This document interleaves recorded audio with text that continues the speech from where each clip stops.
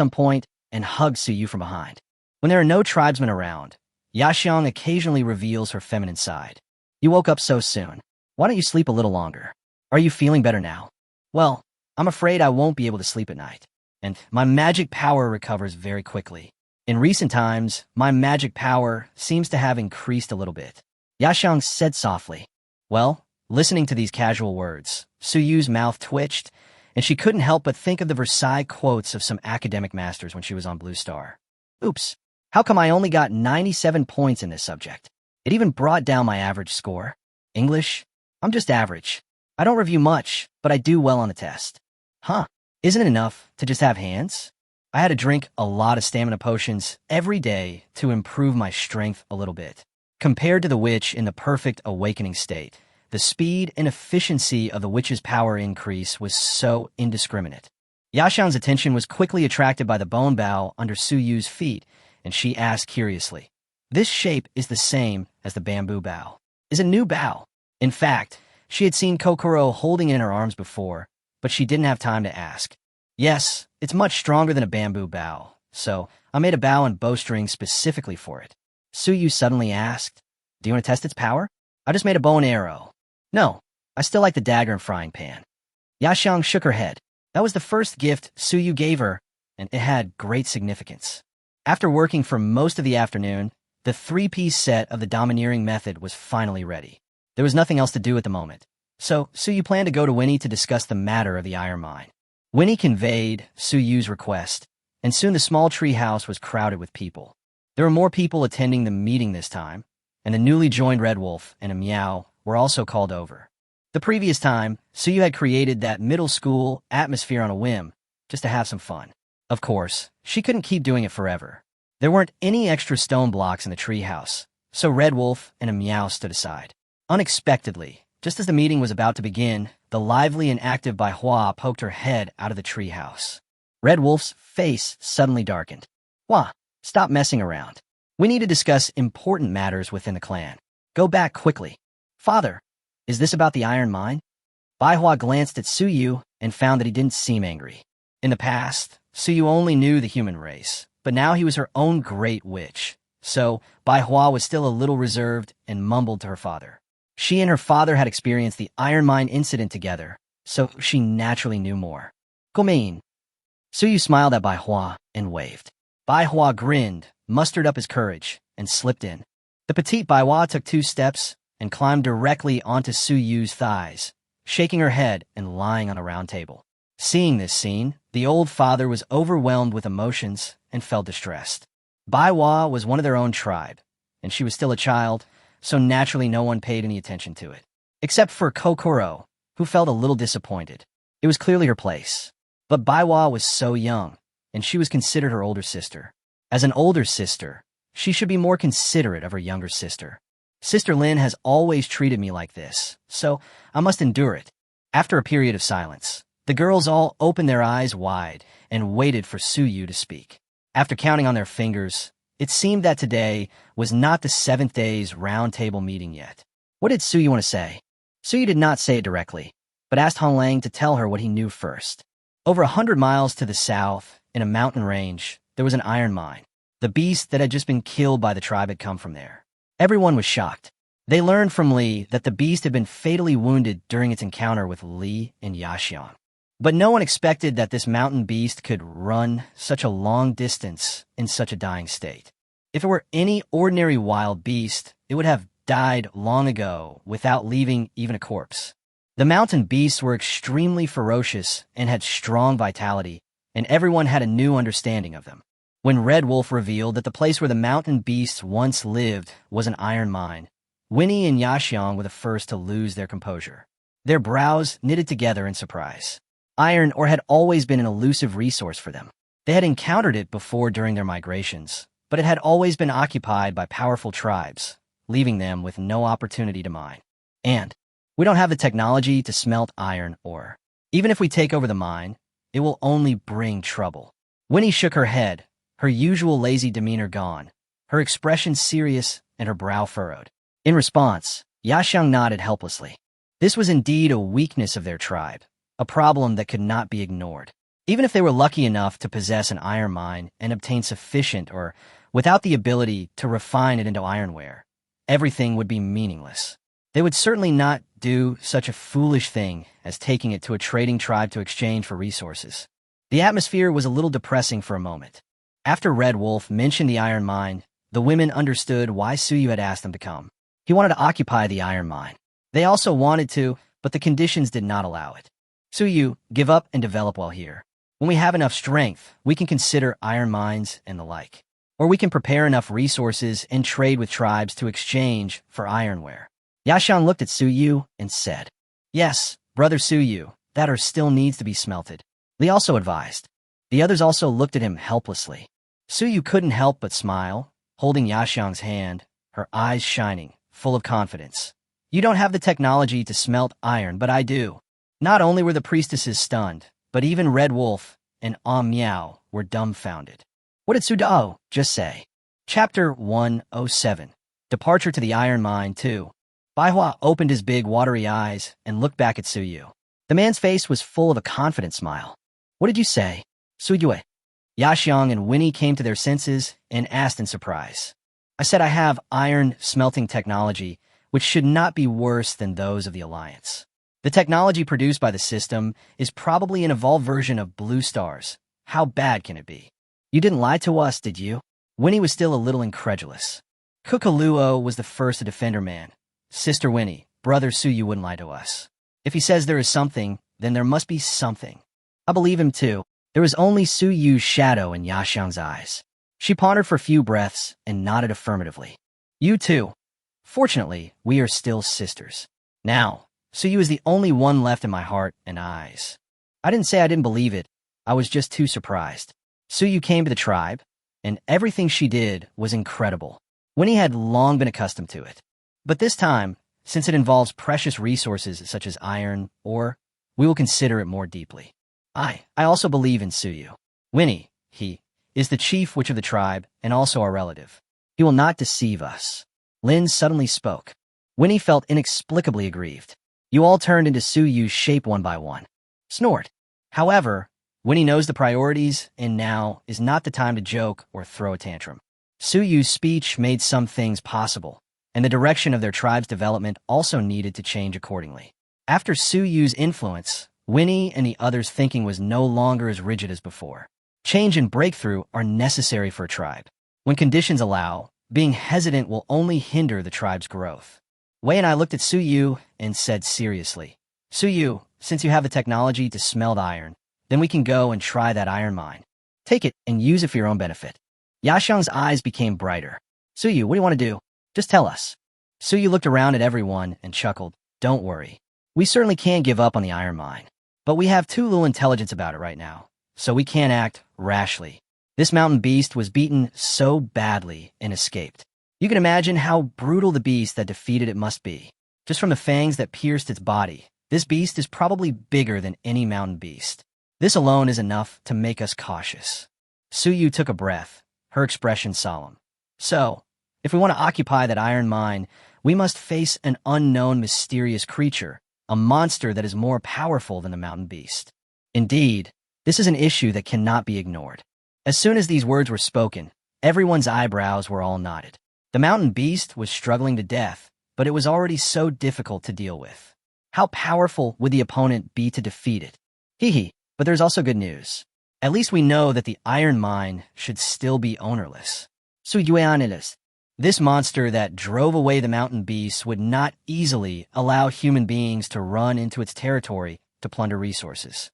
So, I called you here today just to make some plans and send people to gather intelligence over there. Once we have a clear understanding, we can consider how to respond. Well, okay. Do you have a suitable candidate? Winnie's brows relaxed. Suyu nodded. Every development of the tribe is now being watched by someone, and I will lead the team there myself this time. The tribe members' considerations and observations would not be so comprehensive, and there were unknown dangers there, so Suyu was not very reassured. I'll go over too, Yaxiang said. I'm going too. Li followed closely behind. Kokoro raised her little head, hummed softly for a while, and finally sat back down. It's true that I really want to go together, but I don't want to cause trouble for Suyu. However, Su looked at Yaxiong and finally shook her head. The tribe is very short of people right now, so we'll send as few people as possible this time. Yaxiong, you stay and help everyone protect the safety of the tribe. Su thought for a while and finally looked at Li. Let Li and Red Wolf come with me this time. If necessary, we can use special means to avoid trouble. 3 people burrowed underground. People in this era would never think of digging 3 feet deep, let alone guess that there were people hiding underground. In a distance of more than 100 miles, it cannot be ruled out that one might encounter people from a large tribe or alliance. If there is still a great witch, Su must choose to avoid him as much as possible. Li's ability is quite suitable. The Red Wolf is responsible for leading the way. Good. After hesitating for a long time, Yaxiong nodded. The advantage of a good woman is that she will not be unreasonable. Even though she is very reluctant and worried, Yaxiong still chooses to respect Su's decision. Li was very happy. Her eyes were already filled with stars. She patted her rather barren chest towards Yaxiong and said, Sister Yaxiong, don't worry. I will definitely not cause any trouble for Brother Su. I will do whatever Brother Su asks me to do. Yeah. Yaxiong forced a smile and responded to Li, then asked, Su, when do you plan to leave? Let's wait a few days. I plan to teach the tribe members how to make pottery these next 2 days. It's too inconvenient to use bamboo and stones to hold food and water. The night was very quiet. Yaxiong and Kokoro snuggled together, breathing evenly. The moon sets, and the sun rises, and the night ends. Kokoro and Yaxiong got up early. Yaxiong put on her hunting gear and went out. Kokoro kissed Su on the cheek, as usual, and then jumped out. Today's mission was to teach the tribe how to make pottery, and Su decided to hand this task over to Aksu. The archery team was practicing very well, and Aksu and the dozen or so girls were ordinary people. They naturally didn't need to train their elemental magic like the witches did, so they had more time. After finding Aksu, Su called Li along as well. After all, they still needed to find suitable soil later. It would be much more convenient with Li around. She had to dig holes, wells, and help with geological surveys. This hard-working little bee seemed to be getting busier and busier. I'm really worried that her small and slender body won't be able to bear it. Chapter 108, Making Pottery. Making pottery generally involves 4 steps. The first is finding the right clay. The second is coming up with the shape you want to create. The third is shaping it. And the last step is firing the kiln, which you can also think of as using fire to dry it. Li can use the earth-based magic power element to directly shape it and put it into use for a short time with the blessing of magic power, but this is not a long-term solution after all. An individual possessing special shortcut abilities and a group of people possessing mass technical means are 2 completely different concepts. If pottery craftsmanship is not promoted, the tribe's development will only be limited by the elemental abilities of the witches. If one day Li is gone, or if there are no other earth-based witches with affinity, will pottery development simply cease? Such an approach would be no different from standing still. Moreover, items shaped using magical power will gradually return to their original shape as the magical power slowly dissipates, just like the bathwater made by Shaylee, which cannot be used for a long time. It is precisely because of these considerations that Su spares no effort to teach his people new knowledge. Even if things like mineral water and porcelain bowls can be exchanged in the mall, Su will not stop teaching. Su led the tribe to explain the general process. The embryonic throwing machine needed was naturally the simplest manual type made of wood. Su first taught the production process to Aksu and others. After learning the general principles and production methods of the manual embryo throwing machine, the next step is to find suitable clay. Clay is the raw material for pottery, typically made from either pottery clay or porcelain clay. The 2 differ in their impurities, melting point, aluminum content, and trace metals. Generally speaking, pottery clay requires a slightly lower temperature for final shaping, while porcelain clay requires a higher one. This can be explored for yourself by Yaxiong and other fire affinity individuals. With Li's help, finding clay was naturally not that troublesome. After Su explained the characteristics of the 2 types of soil in detail, Li quickly got good feedback by sensing the elements of the surrounding soil. This area has a wide distribution of forest clay, while porcelain clay is much less abundant. However, this is still difficult for beginners like Shui to understand. Which Su, isn't this all the same clay? Why do we need to differentiate it? Can't we use it all to make that pottery? Aksu asked the doubts on behalf of the tribe members. To be honest, there doesn't seem to be much difference between the two kinds of clay except for the different colors and the different feelings when pinched in the hands. Could it be that ordinary clay cannot be used to make the pottery that the Great Witch mentioned? Suyu smiled and patted Aksu's head gently. Of course it's different. Although ordinary clay can be solidified into shapes, it has no stickiness. Once it dries, it will fall apart. I guess it can't be used on a clay machine, let alone for storing food and water. Pottery clay and porcelain clay are different. They have better plasticity than ordinary clay, and they have strong adhesiveness when they come into contact with water. Finally, after being fired, they can become very good storage containers. How about this? When you make it later, you can try it with ordinary clay and then use pottery clay. You will be able to easily understand the difference. Suyu thought about it and decided to let them practice it themselves, which would make it easier to understand. Suyu, along with Aksu and the others, spent the next half-day marking the areas around the camp where there was clay. This way, when Lee and she left the camp, they could dig for clay suitable for pottery making themselves. After bringing some of the excavated clay back to the camp, Suyu took out several experimental clay jars that Lee had made before so that Aksu and others could use them as references. First of all, of course, we have to show the specific process to girls like Aksu. The 2 steps of material selection and conception can be skipped, and the next step is the most important step of solidifying the shape. Chapter 109, The Eve of Departure, 1. First, use this wheel to make the body of the jar according to the jar you want to make. Suyu began to explain while doing it, trying to slow down the movements so that Aksu and others could digest it in their minds. After the tank body is completed, the base will be made based on the tank body. Wait a while for the clay to dry, then put the body and base together. This is the simplest way to form a vessel. Next, pour in the mud and water. The last step is firing. Generally speaking, it takes a few hours to bake. Aksu and the others listened carefully and felt that it didn't seem difficult. However, when it was their turn to make it themselves, they were confused and kept making mistakes. Their arms and faces were covered with mud, which made Suyu laugh. Naturally, they also tried using ordinary clay first, and then they found that the fact was just as Suyu said. No matter how solid you need the ordinary clay, once it is put on the embryo drawing machine and manually pulled a few times, it will immediately disintegrate and break. But there will be no such problem with clay, and the sticky feeling they feel when kneading the clay is the so-called adhesion. As for the earthen kilns used to bake pottery, Suyu also asked Lee to use her magic power to condense 2 simple ones for temporary use and let the tribesmen build them themselves according to their shapes in the future. The cave is about 1.5 persons high, and inside is a simple round cave, also known as a steam bun cave. This cave has a simple structure and a chimney that doesn't need to be very high, so it can be used temporarily. It is located at the edge of the camp. Suyu then explained to Aksu the usage and materials for burning the fire. After all, it was just a simple kiln and did not require such a high temperature. After a group of people worked hard and made a bunch of not very beautiful pottery blanks, the sun had unknowingly set in the west. Wood was the most abundant material in the forest, so naturally, the kiln also needed wood.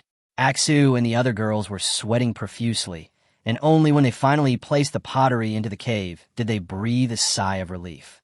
The resting priestesses gathered around, curious about what Aksu and the others were up to.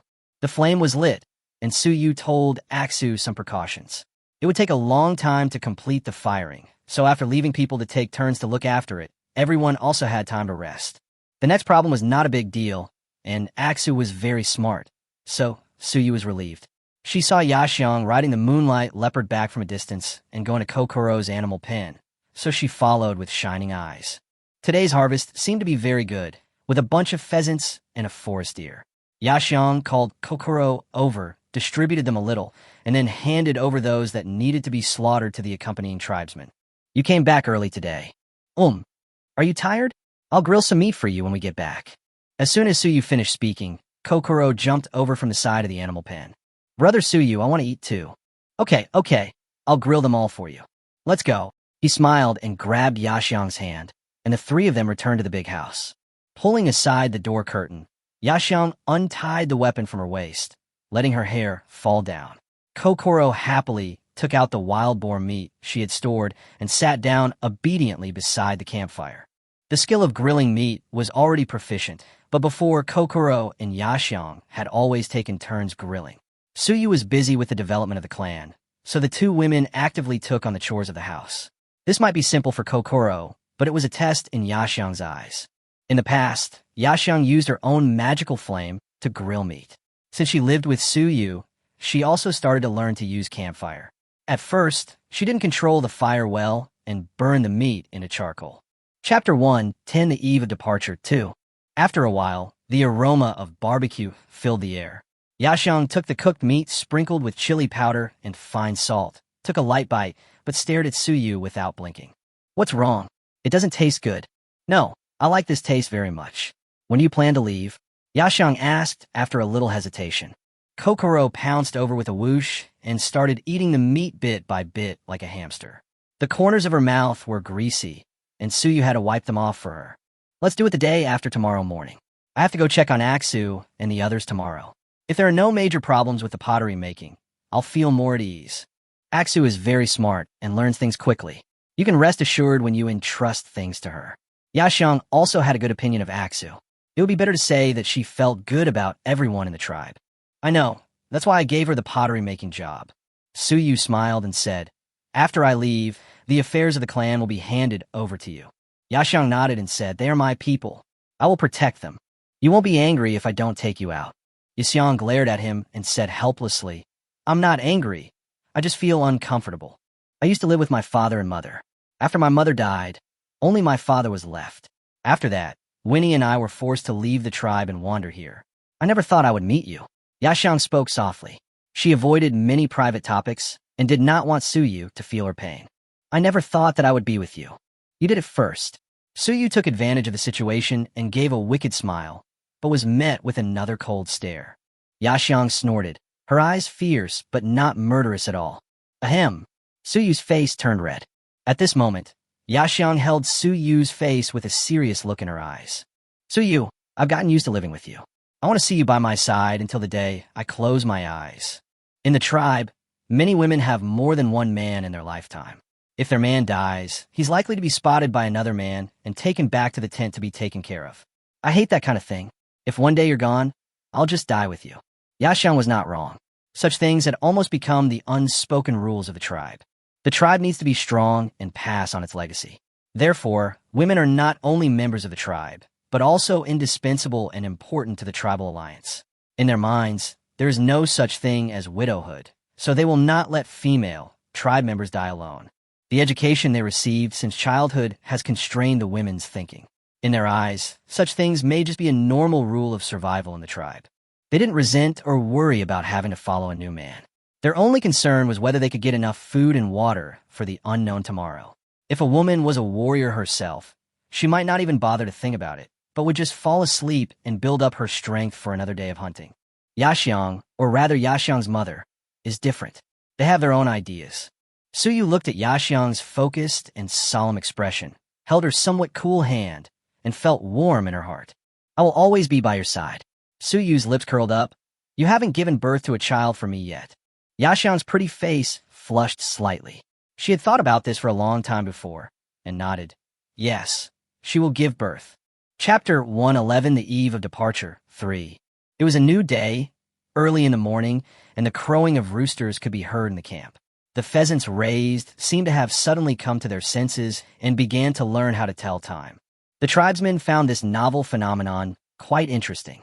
In addition, they were able to eat some delicious cooked eggs in recent days, so their attitude towards pheasants also changed significantly.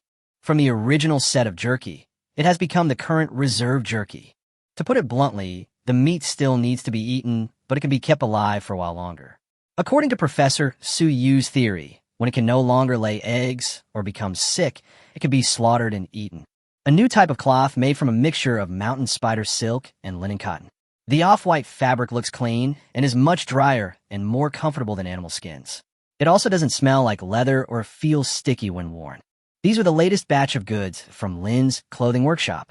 Worried that the tribe wouldn't adapt to them, they tried them out on a few of the Miko first to see how they would react. This would also help the tribe understand the advantages of the new clothes and create a good publicity effect. The other side, Ashwe and the dozen or so girls also woke up early, as they still had to check on the pottery firing results. After a night, the fire in the cave had long since died down. The wood had burned to charcoal, and the pottery on the baking racks had dried completely. Aksu followed Suyu's reminder and first wrapped her hands with linen, tentatively feeling the temperature of the pottery. After finding that it had cooled down, she boldly took it out. The pottery is a yellowish earthy color, with some surfaces being rough and some smooth, a stark difference in craftsmanship. If you tap it with your finger, you can hear a crisp, dull sound. The girls immediately found a bamboo tube filled with water and poured all the water in. They shook it, but didn't find any water leaking out. It seems like it can really be used. The girl's eyes suddenly lit up. Nonsense. If Su Dao says it can be used, then it must be used. This is lighter than a stone and easier to carry. Find a bigger opening and try boiling water.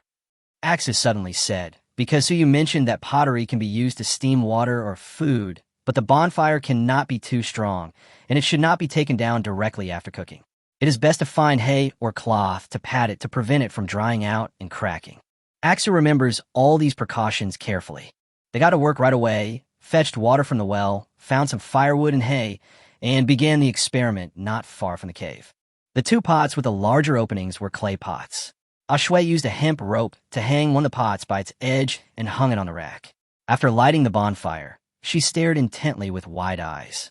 Soon, small bubbles appeared on the surface of the water, and wisps of light, white smoke emerged. The others also set up another pot, imitating Ashui's example, but one naughty girl quietly threw a few pieces of dried meat in.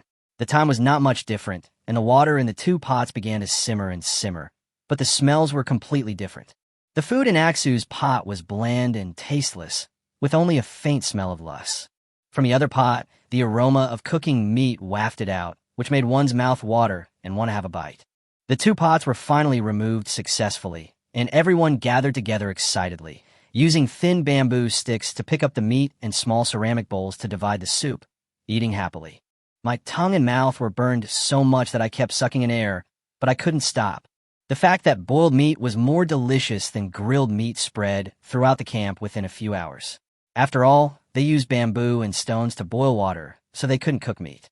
There was no chili powder or fine salt, so the taste was completely different. Suyu didn't disturb him and turned to go to the animal pen. Wow, Brother Suyu, you're up, Kokoro said happily when she saw the person coming. You've been up earlier than me these past 2 days. I came to see if these beasts have had enough to eat. Suyu began to patrol the animal pen. The pheasants and goats did not use any taming skills, and they had calmed down after being locked up for a few days. The one that has changed the most in the animal pen is the little mountain beast. It hasn't been long, but he's already a head taller than Kokoro. His meat intake has increased, but not significantly. The little mountain beast's body is now covered in a layer of gray-black, and the scales on its body have also revealed a clear shape. At this rate of growth, it is estimated that in 1 or 2 months, it may become the guardian beast of the tribe. Brother Suyu, Big Mouth is the best behaved one here. Kokoro said. Big Mouth? What the hell? It's this little mountain beast, Kokoro said proudly. I named it because it has a big mouth. It's quite big. After confirming the current growth status of the little mountain beast, Suyu sat down on a tree stump nearby. Thinking that she would be leaving tomorrow, she felt a little empty in her heart. Listen to Yaxiang and Lin in the tribe, and don't run around. Sujue instructive. Yeah. Chapter 112. Pottery was officially put into mass production on the 3rd day, supervised and taught by Aksu. The tribesmen abandoned their original stone utensils, but retained the bamboo series, which was a big step forward. After that, the construction of clothes and houses will proceed in an orderly manner. I believe that it will not be long before the living standards of the ethnic group will be qualitatively improved. The tribesmen will naturally not forget who brought all this. The day for leaving the camp was set for tomorrow, and most of the witches had heard the news. Although they were only going out for a short period of time to gather intelligence, similar to their last trip to the trading tribe, the tribesmen were still very reluctant to leave. They will feel at ease if the great witch stays in the camp. Once people get used to the presence of another person, it is really a bit scary. A short absence will feel like a hole in your heart. This is what Yaxiang feels, and her feelings are even stronger than those of her tribesmen. When night fell, the tribesmen held a grand event for Suyu, which was like a farewell of life and death, making Suyu laugh and cry. I'm just going on a short trip. If I were to go to Blue Star, it would only take about 3 hours, and it would be even faster if I take the highway. Suyu was still infected by the reluctance of his fellow tribesmen. He also found that he seemed to be inseparable from this group of tribesmen. Sincerity will be rewarded with sincerity. Suyu didn't know whether it was the same for the tribal alliance, but he really felt it in this weak ethnic group. This time, the tribesmen made noise until late at night. When we returned to the big house, it was already past midnight.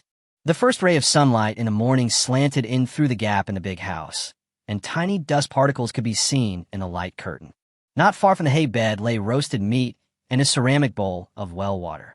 Suyu put on her clothes, sat down cross-legged, ate half her fill, drank the water, then mounted the overlord on the bow, wrapped the bone arrow tightly in linen, and took it with her. I looked around, and it seemed like there was nothing I needed to take, so I stepped out of the house. In the camp, all the tents were empty, including the laziest Winnie, who had disappeared. Suyu walked towards the exit of the camp, while checking her current attributes. Protagonist, Sujue. Identity, Great Witch of the Rose Clan. Age, 19. Level, 19. Strength, 180. Physical fitness, 179. Agility, 223. Witch power, 300. Experience, 55 out of 100. Favorability value, 75/56. Skills, Magical Harmony level 9, Damage Immunity level 2. Map Radar level 5. Visible range 2,000 meters. Iron Smelting Technology max. Pottery Craft Technology max. Weapons, Dagger, removed. Frying Pan, removed. Forceps. Strength stage, top notch. Woolly skills, Serious Punch level 3, Woolly Shadow level 2, Taming Beast level 1, Woolly Combat skill, Evolution Infinity. The attributes hadn't changed much from before, but Suyu was very satisfied. Now, she had over 7,500 favorability points to her name. Using them to draw prizes and improve her strength would definitely be a huge leap forward. Suyu didn't dare to think about breaking through to the half-step Great Wizard level for now. But reaching a top-tier peak level was something she could still hope for. Soon, they arrived at the exit of the camp. Winnie, Yaxiang, Kokoro, Lin, and countless other tribesmen were waiting there quietly. Li was also ready to go, with a bone knife at her waist and her hair, which had grown a little longer, cut off at her ears. Her whole body exuded a sense of bravery and efficiency. "Brother Suyu, I'm ready." Li Gao's excited voice was heard, and Red Wolf was half squatting beside her, rubbing Baihua's little face with concern, but the little guy was rolling his eyes in disgust. Suyu nodded and smiled at Li, and the tribesmen also made way. Chapter 113 Night Training 1. "Brother Suyu, please come back early," Kokoro said. Yaxiang came over and whispered, "Protect Li well. I'll be waiting for you in the tribe." Two wolf lions stood outside the camp, with several linen packages full of food hanging on their bodies. The moonlight leopard was left behind by Yaxiang and was sighing dejectedly in the animal pen. "Suyu, please bring us good news." Winnie acted like the clan leader's daughter, although she had lost all her dignity in Suyu's eyes. Lin also looked over reluctantly. "Suyu, I will take good care of Kiki Luo. Sudao, we'll be waiting for you to come back to the camp." "Sudao, we are waiting for you to come back to the camp." "Great Witch Su! Great Witch Su!" The voices of the priestesses and men mixed together, and the orcs and ghosts also shouted in unison. Suyu was very moved by the enthusiasm of the tribesmen, and the corners of her mouth twitched at the same time. "So to speak, I'm just going out for a while. I guess I'll be back in less than a month. Do you want to do this?" After another round of greetings, Suyu and the other two finally set out on their journey. Suyu and Li rode a wolf lion together, while Red Wolf rode on a male wolf lion. The two wolf lions began to shuttle through the mountains and forests according to the direction provided by Red Wolf. Suyu was in front. After running for about half an hour, she found that Li seemed a little too restrained and said something helplessly to the back. "Li, be careful not to fall." "Okay, broter Sujue." "Sudao, try to walk in the mountains and forests. It's easy for others to see you in the plains and wilderness." After running for about half a day, Red Wolf reminded from the side. "Good. Based on the principle of avoiding trouble as much as possible," Suyu agreed directly. "When you are tired, take a rest, eat some dried meat, and shoot a few pheasants and rabbits to take away as food." After all, the wolf lion wasn't very strong. Its magical power and physical strength couldn't sustain it for too long. It had to carry 3 people, so its speed wasn't very fast. Furthermore, the mountain roads were poor, and they had to avoid them, So in the end, they only ran a little over 30 miles. Fortunately, the exploration was not urgent, and Suyu slowed down a bit in order to observe the resources and local conditions of the area along the way. After leaving the camp and going more than 20 miles into the mountains, the climate began to show obvious differences. The air in this part of the forest was much more humid, and the temperature at dusk and night was even lower than at the camp. It was difficult to light a campfire, which was a real headache. Red Wolf and Lee struggled for most of the day before finally getting the flames of the campfire to stabilize. The lighter Suyu had brought with her from her time travel also lost most of its life. There were 2 tents, one for Hong Lang and one for Lee and Suyu. There was no other way. When Suyu Egwang went out in the morning, he remembered to bring Ba Wang Chong with him. The food and water were prepared by Yaxiang and Kokoro. He didn't care that there was still a lack of animal skins for building the tent. The 3 of them simply ate some meat. Seeing that there was nothing else to do, the Red Wolf went over to feed the Wolf Lion and then returned to his tent. "Are you taking a break now, Brother Suyu?" Lee said. "Let's do it later." Suyu shook her head and suddenly remembered something and said, "Do you want to go out and practice with me?" "Huh? What do you mean by practice?" Lee was interested. "I want to see your new skills and see how powerful they are." Suyu Ismail. Lee's attribute panel has been updated with a new skill called the Great Spiral Gun. This skill is a gift from the world when Lee bursts with strength and emotion. Although the witch's ability is unique, Suyu always feels a little strange, because the situation of the witches on this continent does not look like that of God's favorites at all. Could this be what they call God closing a door for you, but opening a window for you? Okay, hey, I want to show it to Suyu too. Lee had just been daydreaming about sleeping together, but when asked about her magical abilities, she seemed to have instantly transformed, her spirits soaring. This made Suyu wonder if this guy really had the potential to become an Amazon warrior, following in Yaxiang's footsteps. No wonder she became Yaxiang's little fangirl. In order not to disturb Red Wolf's rest, Suyu took Lee out of the camp and chose a new spot. Only after the 2 of them had walked away did Red Wolf lift the animal skin curtain, sticking out the sharp horns on his head. He looked at the 2 people's backs in a daze, muttering to himself, "This kind of thing can't be done in the tent, but we have to run so far away. The human race is really strange." But this was Su Dao's personal preference, and Hong Lang was too lazy to pay attention to it. People with great power might have strange habits. Some like to be in broad daylight, some like to be in the wild. Hong Lang had heard people mention this in his early years. He then withdrew his gaze and lay back down quietly. Suyu had called Lee along partly because she wanted to test out her super serious fist. Since evolving her fighting skills a few days ago, she hadn't practiced it specifically. Both of them possessed considerable wooly and fighting skills, so Suyu, fearing a loud noise, walked a good distance away from Lee. Some of the trees here seemed to have been pulled away by a huge force, and a long and narrow hideous road was dragged out on the ground. Suyu guessed that it might be caused by the actions of the mountain beast. This also indirectly proved that the direction they were exploring was not wrong. "Okay, this is it." Suyu stopped and responded with a looking forward to it excitedly. Her eyes sparkled in the night, very beautiful. "Brother Suyu, what exactly do you want me to do?" Lee asked anxiously. After all, she had no experience practicing with others. Suyu lowered her head and pondered for a moment.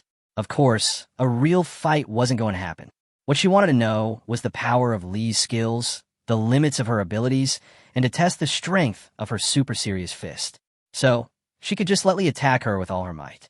If a fight really breaks out, how many blows can Lee withstand from Suyu, a one-punch fighter? Suyu stood still and smiled at Lee. "Just attack me with all your strength. Don't worry about anything else. You can't hurt me." Chapter 114 Practice. "Then I won't be polite, Brother Suyu." Li Ji jumped back and opened her palms towards Suyu. The earth elements in the air began to flow rapidly, almost to the point where they could be seen with the naked eye. Suyu admired in her heart that Li's control over the earth element's magical power was already amazing. Li shouted softly, and more than a dozen earth spikes appeared in the air behind her, and the speed of formation was already perfect. However, this little bit of earth thorn was not enough for Suyu. Then Li waved her hand, and Suyu instinctively curled the corners of her mouth, waiting for the earth thorns to attack. However, the world in front of me suddenly turned. Empty ground. Under Suyu's feet, the soil instantly separated and disappeared, forming a pit. This speed and control were simply amazing. The earth spikes were only to attract Suyu's attention. The first means of attack was actually to dig a hole and trap people. When Suyu's foot landed on empty air and his body lost balance, he could have retreated instantly, but he gave up in a flash. Lee had been pondering this strategy for a long time. When she was hunting or training her magic power, she would carefully consider how to give her opponent the most unexpected attack. Lee followed Suyu's teachings and kept imagining alternative attack modes. This was already a change in her mind. Facts have proved that her decision was effective, and even Suyu was slightly deceived. Go! Lee flicked her fingers, and the earth spikes in the air shot out, bombarding and stabbing the earth pit wildly. Treat the fighters as you would and fight them with all your might. That is the true respect for each other. And Suyu had made a promise in advance, so Lee tried her best. More than a dozen earth spikes seemed fierce, but none of them could touch Suyu's fist. Suyu didn't even move half a step. He gently waved his arm containing magic power. The huge magic power caused turbulence, causing the earth spikes to collide with each other in disorder. In an instant, they all turned into dust and disappeared. Of course, Suyu knew this was not the end. Then the vision was covered by a huge shadow, and a huge earth wall rose from the ground and fell down with a loud bang. In an instant, the moonlight was blocked, and everything around was pitch black. Suyu's eyes showed admiration. This should be a revised version.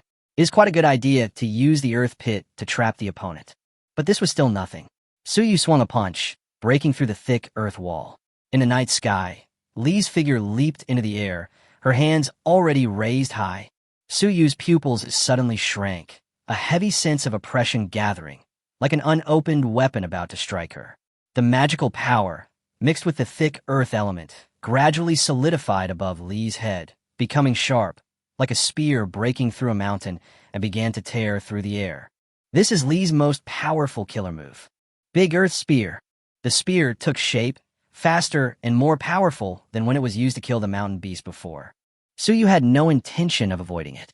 His original intention was to test the actual power of the super serious fist. Whoosh! The earth spear broke through the air like a fast-shooting arrow, cutting through the air and heading straight for the earth pit where Suyu was. You're just in time. Suyu looked at the earth spear that was thrown at him and filled his right arm with magic power. Without any fancy moves, he met it with a simple and direct straight punch. Super serious punch. Pong!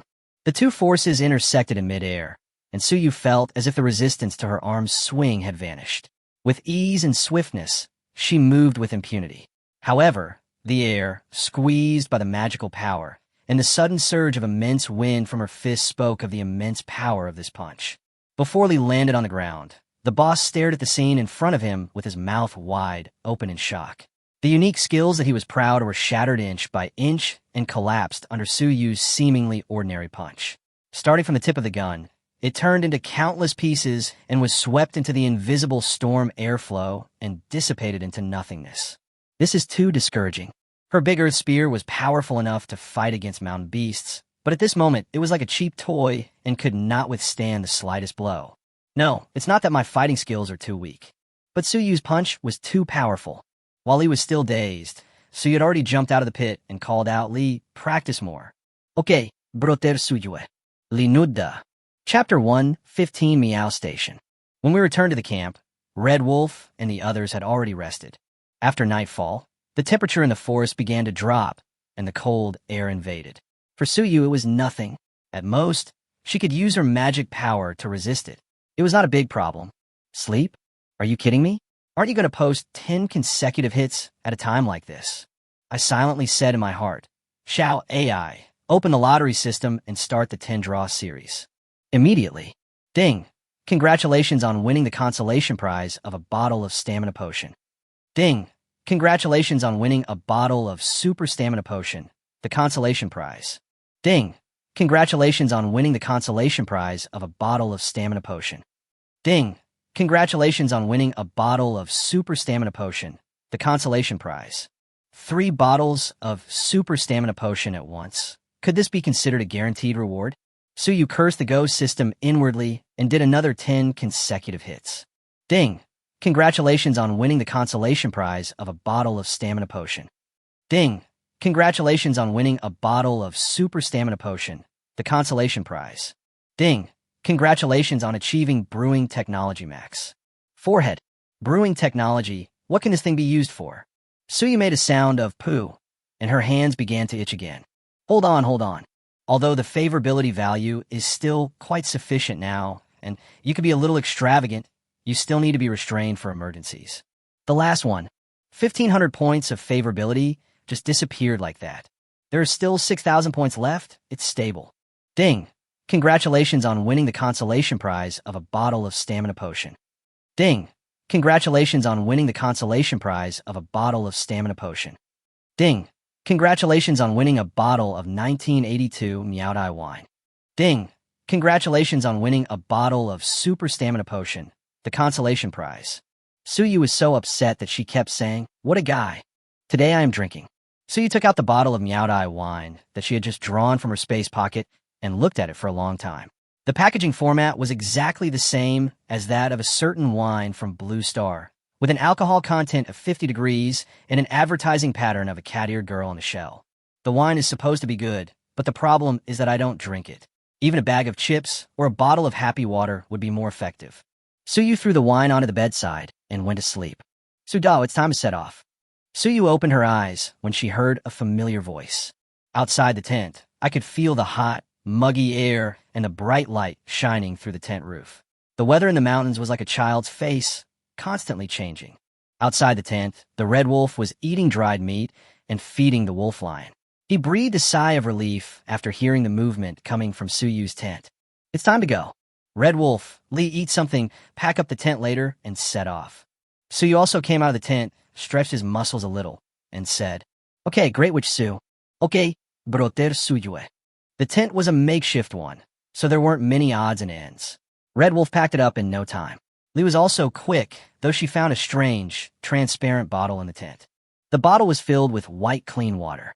This should be the well water brought by Brother Suyu, Lee thought to herself, and then threw it all into her sackcloth bag. Finally, the tent was disassembled, assembled, and hung on the back of the wolf lion. The three of them set off again. There was no conversation for a while. The three of them moved quickly through the mountains and forests, occasionally passing through a wilderness area, and then went into the nearby mountains and forests again and continued on their way. A few days passed quickly, and there were only more than 10 miles left to the destination. The towering dark mountains and the lingering smell of blood in the air could be seen in the distance. Along the way, more and more mountain trees were destroyed, and some areas were destroyed in large areas, as if they had suffered a natural disaster or earthquake. It seems that the mountain beasts have gone crazy on the way here. Many wild animals in the mountains and forests were scared away, and occasionally you could see a few trampled tents and a small abandoned camp. Most of these wanderers or small tribes were scared away and fled from here. The roads in this area are much easier to walk on than before. They're mostly plains and gently sloping woods. The wolves and lions do not have to cross mountain streams and hills, so their physical energy consumption is reduced and they can naturally run longer. Afternoon, they once again moved from a small piece of flat land to the forest. Suyu, who was walking in front, suddenly waved his arms to stop the actions of the two wolf lions. Which Su, what's wrong? Red Wolf had been living in the mountains for many years and was quite sensitive to the dangers around him. But after looking around, he didn't find anything wrong. Lee also poked her head out and asked, "Brother Suyu, have you discovered any other tribes?" "Yeah." Suyue nodded. Before setting off, Suyu upgraded the map radar by 2 levels. Now when going out, she would try to see as far as possible with this ability. However, the higher the level, the higher the favorability value required. Suyu was a little overwhelmed by this, so she only upgraded it twice. Today's level 7 map radar has a visual range of 3,000 meters, which is actually quite impressive. The reason why Suyu stopped was naturally because he suddenly discovered traces of humans within a range of 3,000 meters. "Wu Su, how many people are there?" Red Wolf asked with a sullen look in his eyes. "Setin Sujuedi Plaiv." Judging by the size of the orange-red dots, she could infer that the opponent was of average strength, not the gleaming red dots of a big boss. They were moving at a steady pace, forming an angle with their intended direction. At this rate, they were bound to meet after a while. "Do we need to avoid it?" Red Wolf continued to ask. Sujue nodded. "Let's hurry up and avoid contact if possible. Try not to cause trouble. After all, Suyu is not very familiar with the tribal forces here." Of course, if an emergency really happens, at most he can just slap them all to death. Good. Suyu patted the wolf lion's neck, and the wolf lion understood and started running. The three of them sped up, while Suyu kept a close eye on the movements of the group of orange-red dots. What was unexpected was that as soon as Suyu and the others sped up, this group of people also sped up. Are they deliberately looking for trouble? Wrong. Chapter 116 Encounter. Suyu discovered the clue. It should be said that two red dots suddenly left the team and sped away, and then a bunch of red dots behind them quickly caught up. As a result, the two groups of people were closer. With Suyu's enhanced hearing, she could hear the angry roars of the group of people hundreds of meters away. Screw it. I told you to run. Brothers, chase them. Whoever catches them will own this woman today. Followed by the men's cheers. Suyu frowned after hearing this. It seems that they encountered a hunting team from a certain tribe, and what they captured were not wild beasts, but women. Which Su? They seemed to be getting closer and closer. Red Wolf also noticed something strange and asked. Stop first, Suyu said in a deep voice. Unless you turn sideways, you will definitely bump into something if you keep running. The three men and two wolves and lions were not a big target, so they found a thick tree and hid themselves there. Soon, two figures flashed by, followed by 5 or 6 people. The two women panicked and lost their way, tripping over the bushes and being surrounded again. Keep running, damn it. Just come back with us obediently. If the clan leader is happy and lets you be his woman, you will have plenty of good days in the future, but you insist on asking for trouble. A man's rough voice came out, cursing and kicking the woman a few more times. Then, 2 tribesmen behind followed with the other 3 captured slaves. Old cow, stop kicking it. If you break it, you won't be able to exchange it for something good. The man who came later hurried forward to stop him. Okay, I won't kick you, but what am I going to do with all this rage? The burly man cursed. This woman actually took advantage of me not noticing and stabbed me in the back with a bone knife. If I weren't such a strong old cow, she would have stabbed me right through the waist. Then what do you think we should do? Hurry up. I haven't seen any women wandering around this shabby place in half a year. If we take these people to the trading tribe, they can be exchanged for a lot of things. Just don't get them hurt. That's easy. Most of the women in the tribe serve the tribe leader, so the tribe members didn't get much. There are 8 brothers here today, including you and me. Let's have some fun first and then take it back. Otherwise, if we hand it over to the tribe leader, we might not even get any soup. Okowo. The man who came later hesitated for a moment before nodding. The rugged man was right. There were women in their small tribe, but they were few in number, and most of them were monopolized by the tribe leader. If the tribe leader wasn't more powerful than them, they would have rebelled. Who would be happy watching only a few men in the tribe having fun every day? The proposal of the 2 people was instantly approved by several others, and the 2 women who were kicked to the ground suddenly turned pale. Okay, let's go somewhere else. Suyu watched from a distance, and hearing these beastly conversations, she felt really bad. But such things happen too often in this era. When tribal groups were annexed and absorbed and their members became slaves, they were destined to face similar things. Red Wolf had a blank expression on his face. His feelings towards the human race had always been like that. Now he only recognized Suyu's people as his own family, and the rest were still indifferent. The 2 escaped women were tied up again with hemp ropes, then tied together with 3 other men and taken away. Lee suddenly grabbed Suyu's arm and whispered, Brother Suyu, those 2 women should be witches. What? Are you sure? Suyu was stunned. Lee nodded and shook her head slightly. I'm not sure either. It's just that there's a connection between us shrine maidens. When I see them, I feel a special closeness and the power of the element stirs. Sister Yashiang once told me that this is a unique connection between shrine maidens, and she couldn't explain why. It's just that some shrine maidens know how to hide it, while others can't, so it's easy to be sensed. It is precisely this factor that causes many witches in tribes and alliances to lose their identities. Some witches who are mentally weak and unable to endure the pain will succumb and then identify the most likely witches so that the tribe can eliminate them. There are basically no cases where a man is killed by voodoo and his identity is revealed later. Okay, Suyu touched Leah's head. She had clenched her fists tightly since the beginning. Suyu knew what she was thinking. Do you dare to kill people? Suyu suddenly asked seriously. This might be a good test for Rei. No matter how powerful a shrine maiden is, if she only dares to kill wild beasts and cannot turn her sword against her own kind, then her existence is likely to be a tragedy. Chapter 1, 17 Two Witches 1. The enemy will not be kind to you because of your kindness. So you hopefully can understand this. Lee was slightly stunned and nodded after a long time, her voice a little weak. I dare. Okay, you can go and save them. But the condition is that the rest of the people must be dealt with. Suyu continued. If you can't do it, we will leave now.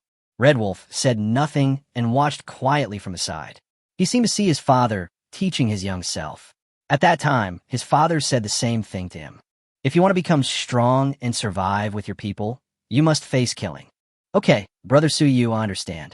Lee's expression became serious, no longer as innocent and playful as before. She just rode on the wolf lion and chased after him. After about 3 minutes, a wailing sound was heard from the woods. The huge magical power caused air turbulence among the trees, and then gradually disappeared, and everything became completely quiet. Lee came back with the 5 slaves.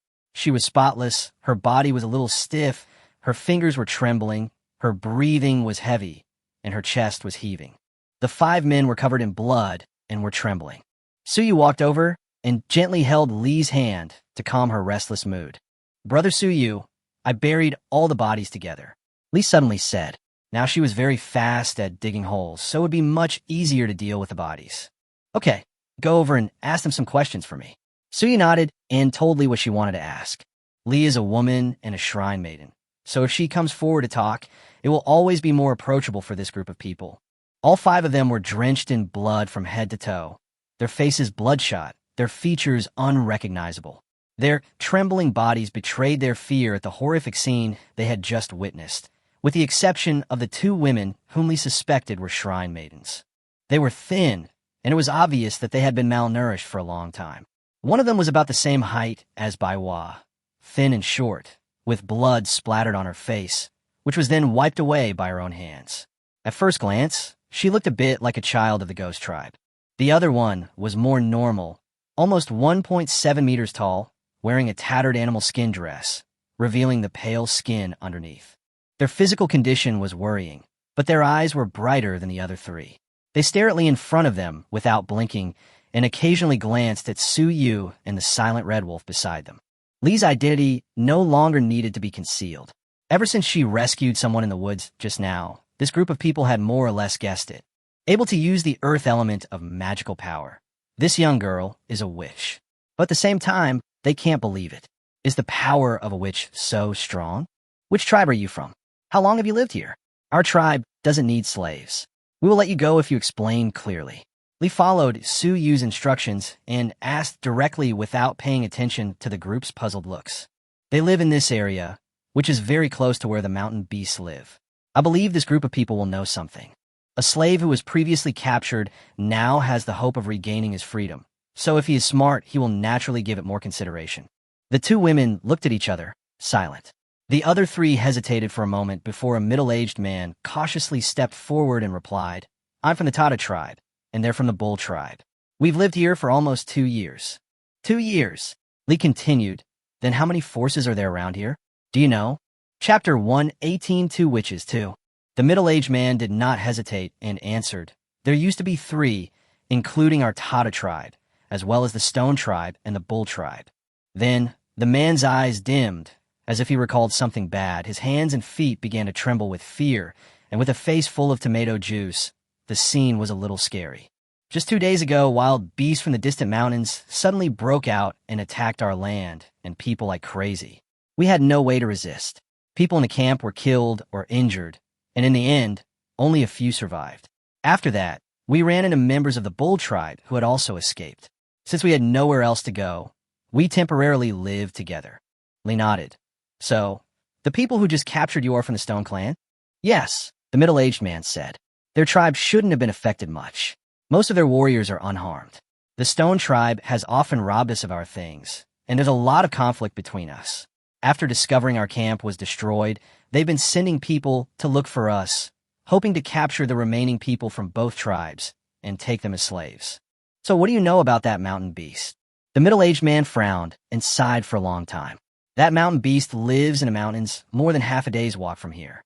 It's actually the protector of our area. It has never come out to harm our people. It has also driven away many ferocious beasts in the mountains and forests. It has even scared away some small tribes that wanted to occupy the mountains and forests. Thanks to its protection, our 3 tribes have been able to settle here and live a peaceful life for 2 years. I just don't know why that mountain beast suddenly went crazy and destroyed everything. Our chieftain also died because of it. After that, has anyone been to that mountain again? Lee continued to ask. The middle-aged man nodded immediately. Yes, because the stone tribe had been looking for us in the mountains and forests. Everyone was afraid of being captured and enslaved, so some of them ran there for refuge. We were afraid that the mountain beast would return, so we didn't dare go over there. How long have those people been gone? Has anyone come back to look for you? No, we haven't heard from them since they left. We hid here for a few more days, but when we got really hungry, we ran out to find food, and we were caught. Suyu pondered for a moment. Judging from the middle-aged man's tone and expression, he didn't seem to be lying. As for the group of humans who fled for refuge, they were probably all dead. There were beasts in those mountains that were even more ferocious than the mountain beasts. Unable to obtain more useful information, Suyu was too lazy to talk nonsense with these people anymore. She looked at the 2 women who had been silent with a dim gaze. Lee glanced at Suyu secretly, remembering what she had just been told, and then said to the 5 people, I will keep my promise just now. You can leave. However, none of the 5 people moved, or they simply didn't dare to move. The scene of Lee's attack just now was too shocking, and they were still in shock. Seeing their hesitant looks, Lee changed the subject and said, I said I don't need slaves, but if you are willing to come with us, I will consider letting her join my tribe. I don't have much time, so you'd better think quickly. The priestesses outside the initial group are not counted in the system. Suyu has just checked the character introductions, and the current character brands have been lit up, all of whom are familiar faces. So there is no way to know whether the 2 women in front of me are priestesses or not. But this is not a problem. He just asked Lee to rescue someone. In addition to training her, he also had another intention. Telling this group of people about Rei's identity as a shrine maiden is giving them a hint, and can be said to be a means of winning over the shrine maiden. As fellow priestesses, they would have a mutual intuition, so they wouldn't have any suspicions and would have let their guard down. Now their tribe had been destroyed, leaving them homeless, and with the stone tribe watching closely, even eating and sleeping became a daily struggle. It could be said that they were living in dire straits. If Lee came forward at this time and made some suggestions, the 2 priestesses, unless they were stupid, would definitely choose to follow their own kind. The 2 women whose identities Lee suspected were obviously not from the same group as the men. They stood separately and looked at each other. The 3 men are from the Tata tribe, so they are most likely from the Dania tribe. The man who answered earlier seemed to be the leader of the 3. All 3 of them had furrowed brows and kept glancing at Lee in front of them. Among the 2 women, the smallest one hesitated for a moment, then stepped forward and said, We are willing to follow you. The 2 of them stared at Lee with burning eyes, while Suyu and Hong Lang became invisible. It seems that they both think that Rei, who is also a shrine maiden, has great power and can protect them. This is fine, at least the goal has been achieved. Suyu raised the corner of her mouth and looked at the 3 men. Lee continued to ask, What about you guys? What's your decision? Are you going with us or leaving? The man frowned, glancing at the 2 women he'd been spending the past 2 days with. Their original intention was to form a new group with them, leave the forest, and find a new home. They hadn't expected to encounter this series of events. Now that the female tribesman they had chosen was leaving with someone else, they felt somewhat uncomfortable. All their efforts in protecting them over the past 2 days had been in vain. Without the woman, the hope of establishing a new group was naturally slim. The 3 men wanted to agree to Suyu's proposal, but the problem was there was actually a woman similar to a witch in his tribe. And that woman's power was so terrifying, even more terrifying than that of a second-rate warrior. Her killing method was also so horrifying, far more terrifying than the witch they had imagined. Generally speaking, in any tribe, once the identity of a witch is exposed, there are only 2 possible outcomes: kill or expel. But this woman is alive and well. Judging from the clothes she wears and her healthy and rosy complexion, she should be living a pretty good life and has a lot of say, which is very contrary to common sense. The 3 men even suspected that there must be other witches in the tribe Lee mentioned, or that they were a tribe composed of witches. Suyu and Hong Lang were most likely slaves of the witches, tools to be consumed.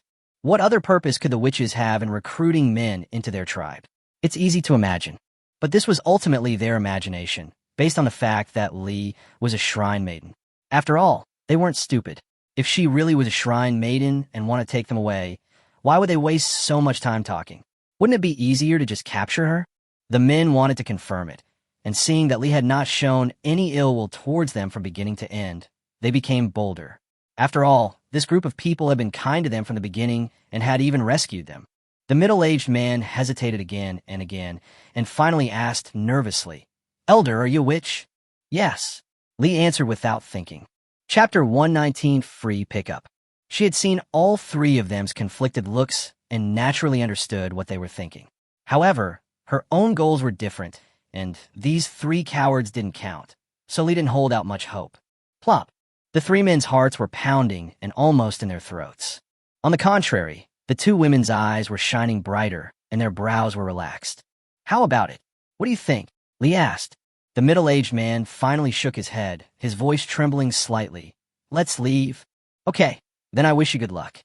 Li smiled calmly, then looked at the two women and said, "Let's go. Once we finish our business here, we can go back."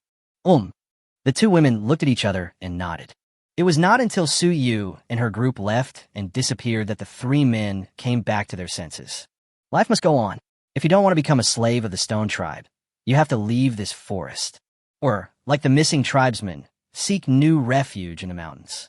However, they were too timid after all, and finally shook their heads and quickly left in the opposite direction of the mountain. With two more people traveling with them, Su Yu and the other two naturally had to slow down their pace. Fortunately, this place was very close to the iron mine, so there was no big problem. A few of them found a big tree to lean against and rest. Li handed over the bamboo tube filled with water, and then found some dried meat and gave it to the two new tribesmen. "Wash your face. Don't worry about water. We still have more." Li remembered the strange bottle of water she got from Su Yu and thought to herself that if she was thirsty, she would drink that. "Okay, thank you." The two took the water, their hearts filled with gratitude. After glancing at the water in the bamboo tube, their expressions changed. This water was truly too clean, much cleaner than what they usually drank. And it didn't even have a muddy smell. It even tasted sweet. Is this water? It would be a waste to use it to wash your face. The two men hesitated for a long time before they each poured a little water, wiped it on their faces, and then rubbed it casually with their animal skin clothes, and that was it to wash themselves clean. The moment two people joined the tribe, the system sent a prompt. "Ding! New witch is joined. Data is updated. Please wait." Then, Su Yu clicked on two new unfamiliar avatars and took a quick look at their information. Pico. Identity. Member of the Big Bull Tribe. Removed. Current member of the Black Rose Tribe. Age. 16 outside, 21 inside. Level 10. Favorability. Average. Favorite things. Unknown. Favorite person. Yuzu. Ability. Unawakened. Time stands still. Grapefruit. Identity. Member of the Big Bull Tribe. Removed. Member of the Black Rose Tribe. Age 20. Level 19. Favorability. Average. Favorite things. Unknown. Favorite person. Mother. Ability. The witch has a sleep, and her witch power and physique are strengthened. At first glance, Su Yu's eyes widened. What kind of magical power is this? Could it be that I'm just lucky today? Time standing still and strengthening of magic power and physique. These two abilities were picked up by me for free, and one of them is related to time, which is simply too powerful.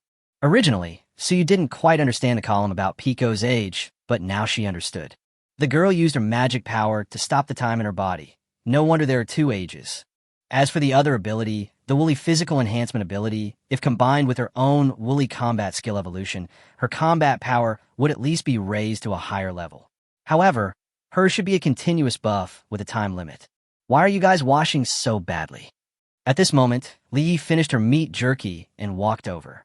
Seeing the two cat-faced girls, she giggled.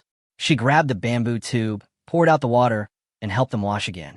Although it wasn't quite clean, it looked much better than before. Hee, it looks much better now. Li nodded with satisfaction. Pico and Yuzu looked at the wasted water with a look of pain on their faces, and finally forced a smile with a twitch of their lips. Well, thank you for saving us just now. My name is Pico. She is Yuzu, and we are also shrine maidens. My name is Li, and I can sense that you are witches. Li Smilat Suadli. The shrine maidens were connected, and now that Ray had confessed her identity, there was no need for them to hide it. Speaking out would make them seem closer. Furthermore, after a short period of observation, they had already confirmed some information. His new home was a small ethnic group, better than a Ronin group. The person before me, a shrine maiden, was not restricted in her movements. Her clothes were made of fine new cotton and linen, and the water she drank was also very clean. She was in good health, so it was clear that she was eating and drinking well. All of this undoubtedly indicates that the status of the witch Li in the tribe should not be low, at least the same as that of an elder. After all, her strength was comparable to that of a first-rate warrior, and in a weak tribe, a first-rate warrior was considered the backbone of the tribe. They naturally wouldn't consider super first-rate warriors or great witches, as such people couldn't possibly be considered in a small force like their tribe. The status of a shrine maiden is not low, and coupled with Li's performance just now, she had a lot of say, which means that there is no discrimination against shrine maidens in the tribe, or that shrine maidens are respected. When Pico and Yuzu realized this, they felt so happy. Chapter 120 Test 1. They stayed in the Big Ox tribe for nearly 2 months, during which time most of the single men in the tribe expressed their love to them. To be honest, if it weren't for the mountain beast incident, they would have chosen to leave quietly in the near future. It is very difficult to find a tribe that does not despise the witch and can live together. Unexpectedly, by a coincidence of fate, they met Li. It was as if a light had been lit in their lives, and hope was rekindled. Since the status of the priestess in the tribe is very high, then the man who has been silent and the man from the ghost tribe can be easily explained. The Onijin tribe should be warriors who protect the tribe, and that man is most likely a slave raised by the tribe for the awakening of the witch. After all, he is so fair and handsome, and the witch is also a woman, so she will instinctively choose a man with good looks. But isn't he afraid of the witch? There's no fear on his face, and he can even smile. Maybe he is a fool with a problem in his brain. As shrine maidens, Pico and Yuzu naturally know what men mean to them. It may sound a bit harsh to compare them to consumables, but that is the truth. But this man is very good-looking, and even if they were asked to choose, they would probably not refuse him. It's just a pity. Li pulled the 2 women's hands and came to Suyu excitedly, pointing at them and said with a smile, "Brother Suyu, this is Pico, this is Yuzu, they are really witches." "I understand. Suyu Ismail." Pico and Yuzu were a little confused. What the hell was going on? Broter Suyue? Isn't he a slave of the clan? Before the 2 women could react, Li pointed at Suyu again, her voice clear and proud, as if she was praising herself. "Peiku, Yuzu, this is the great shaman of our tribe, great shaman Suyu." "Ah, this. What's that big thing?" "Oh, wow." The 2 women were stunned. What is a great witch? Why can't I remember it all of a sudden? I just thought everyone else was a fool, but I didn't expect that I was the clown. The 2 people's expressions were rich and varied, and they spoke a little incoherently, lowering their heads in embarrassment. "Su, great wizard. Great witch Su." This seemingly harmless young man in front of them was actually a great wizard. To be honest, they really couldn't believe it. The age and strength were completely disproportionate. Judging from Suyu's complexion and the growth of his body bones, he should be less than 20 years old. At this age, he is the strongest human being. To be able to be top-notch is considered a child of destiny. Pico and Yuzu opened their mouths wide, not knowing what to say for a moment. But Li shouldn't have to joke with them about this. Pico and Yuzu raised their heads and looked at Suyu carefully again, their eyes full of doubt and confusion. "Li will tell you about the tribe slowly. Now, can you briefly talk about your respective abilities?"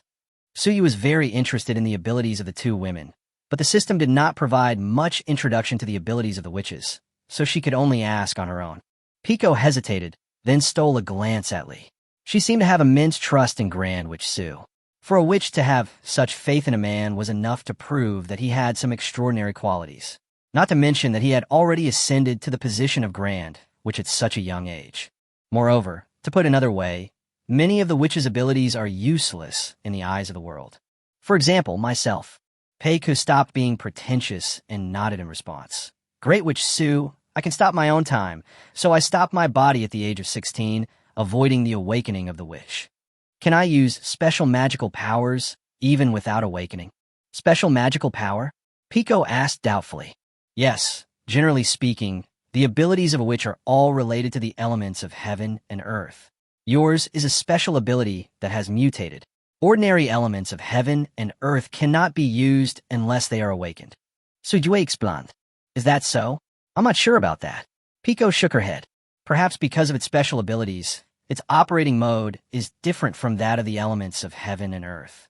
Suyu guessed in her heart that after all, the witch who possessed special magical powers even awakened at a different age from other witches. Then have you ever tried to stop other people's time? This is what Suyu wanted to know most. If the time-related ability can only stop one's own time, then this skill is somewhat useless and will not be of much help to people other than oneself. That would be a pity. Peiken noticed the expectation in Suyu's eyes, but felt helpless and embarrassed. I have tried, but my magical power is not enough. It is too weak. I can only keep my own time from moving. I don't have the energy to do anything else. Oh, this isn't that troublesome. I just need to improve my strength first. Suyu smiled gently. The development potential is good. This is a killer weapon. Then, Suyu looked at Yuzi again. This woman was quite delicate, but unfortunately, years of malnutrition had left her thin, with dry, sallow skin and a slightly out-of-shape figure, like a landowner's daughter in distress. However, if she were taken back to the camp and nursed for 10 days or half a month, she would probably recover. What about you? What abilities do you have? I'm not too sure. Every time I use my witch power, I don't feel anything. Yuzuseo's cheeks flushed red. Over the years, she really knew nothing about her ability as a witch. She was not friendly to the elements of heaven and earth. After using her witch power, there was no big abnormality. If it weren't for the first awakening of the Shrine Maiden, she would even doubt whether she was a Shrine Maiden. This is different from Pico. When she stops time, she can clearly feel the gap between the two time and space. Suyu was slightly stunned and continued to ask, how do you usually use it? Yuzu looked up, reminiscing. At first, I used it on wild beasts, but there wasn't any reaction from the elements. The beasts would even become very ferocious. Once, a black wolf even broke free from the hemp rope and bit several of my tribesmen. Since then, I haven't dared to use it on wild beasts. This. Your ability is to strengthen your witchcraft and physique. Does this mean you can strengthen my opponent and attack my teammates? Suyu's mouth twitched, and she looked at Yuzi helplessly. And then, you never used it again? Yuzu blushed and shook her head. Later, Pico suggested using it on her. I tried it too, but there was no reaction at all. Great Witch Su. My abilities are probably too weak. I can't compare to Rei. Rei is too powerful. She easily defeated those Stone Tribe warriors. Don't even think about it. You two are in different categories. One is support, and the other is attack. There's no comparison at all. Suyu smiled gently and said, every witch has her special role. You just don't understand your own power yet. Then can Master Su tell me what my abilities are? A glimmer of hope ignited in Yuzu's eyes. Chapter 121 Test 2. Suyu frowned, thinking, you are passing the buck and throwing the problem back to me. And, have you ever thought of using it on yourself? If the strengthening of Wu Li and physique is used on oneself, one will still feel it to some extent. It worked, but apart from the feeling of my heart beating a little stronger, that's all. Yuzu said dejectedly. Pico, who was standing by, echoed this sentiment. I felt the same way. My heart felt like it was beating stronger, but after waiting for a long time, there was no other reaction. So you two are just waiting right here. Can't you just strengthen it, and then go out and find two beasts to beat it up, sister? It's like giving an RPG, the safety is on, but if you don't pull the trigger, the thing won't fly out. Suyu understood the truth of the matter, and suddenly felt like vomiting blood.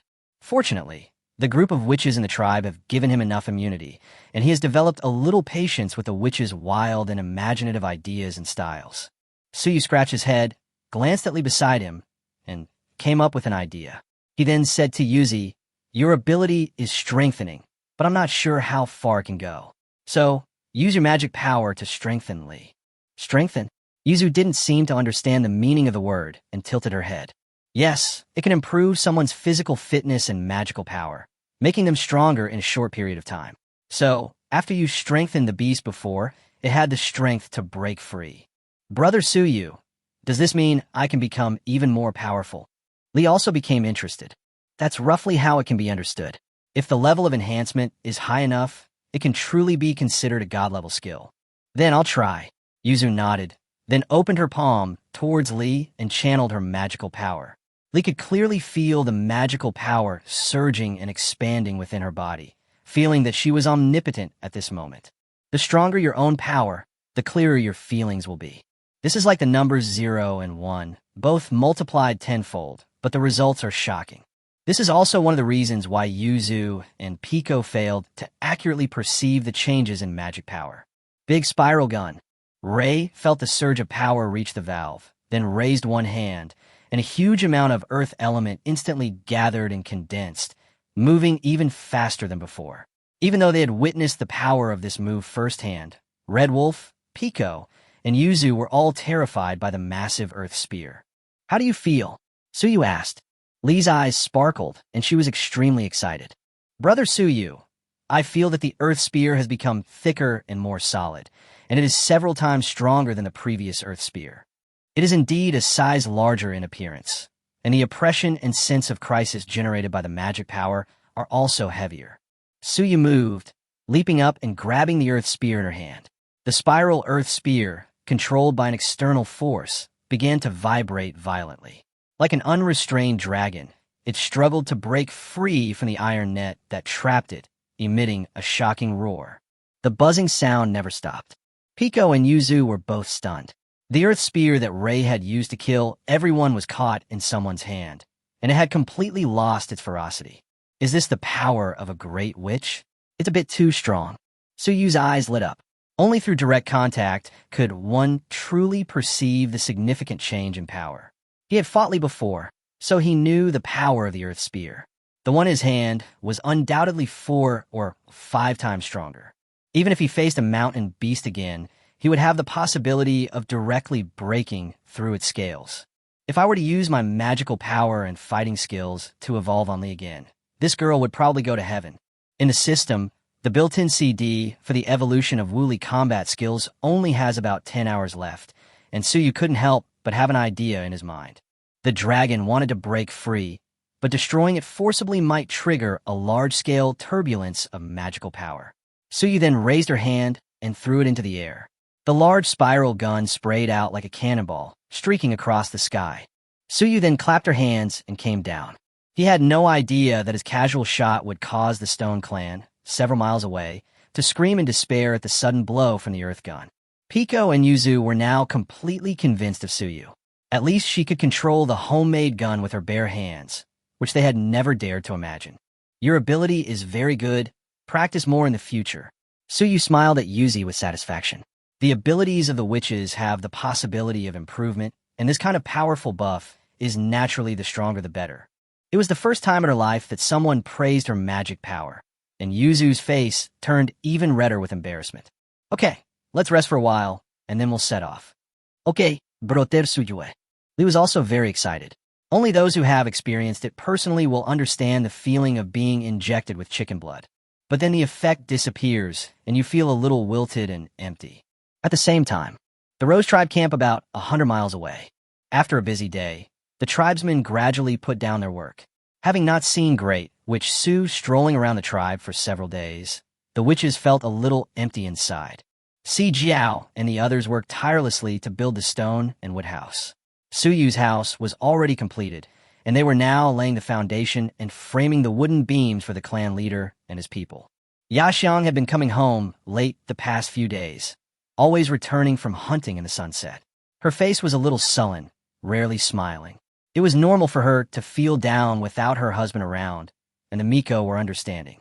No one can tell whether Yaxiang is happy or not, and the simple-minded Kokoro has no idea at all. She only knew that the beast had suffered recently, and those who were knocked unconscious by the frying pan would have at least 3 bruises on their heads. There is a pheasant that had been walking sideways since it woke up. It was also the first time she knew that wild boars can climb trees. Even the little mountain beast, Big Mouth, after seeing Yaxiang banging a frying pan in the pen, would immediately shut up and lie down every time he smelled Yaxiang's scent, saying he didn't see anything. Yaxiang is very lonely, so I always want to take some photos with a frying pan. After noticing something was wrong, Winnie, her best friend, frowned and thought she had to do something. There was something strange about the way Yaxiang looked at her lately. That frying pan was pretty hard, and it would hurt if it hit her head. Lin was still busy sewing clothes for the tribe members when Winnie, who abused her power for personal gain, dragged her out of the big house, garment workshop. After some explanation, Lin said. Not really. Yaxiang is a good sister after all. Suyu has been away for a while. To be honest, she misses him a lot, but Yaxiang won't go crazy because of this. During the conversation, the animal curtain was lifted. Chapter 122, A Small Incident in the Camp.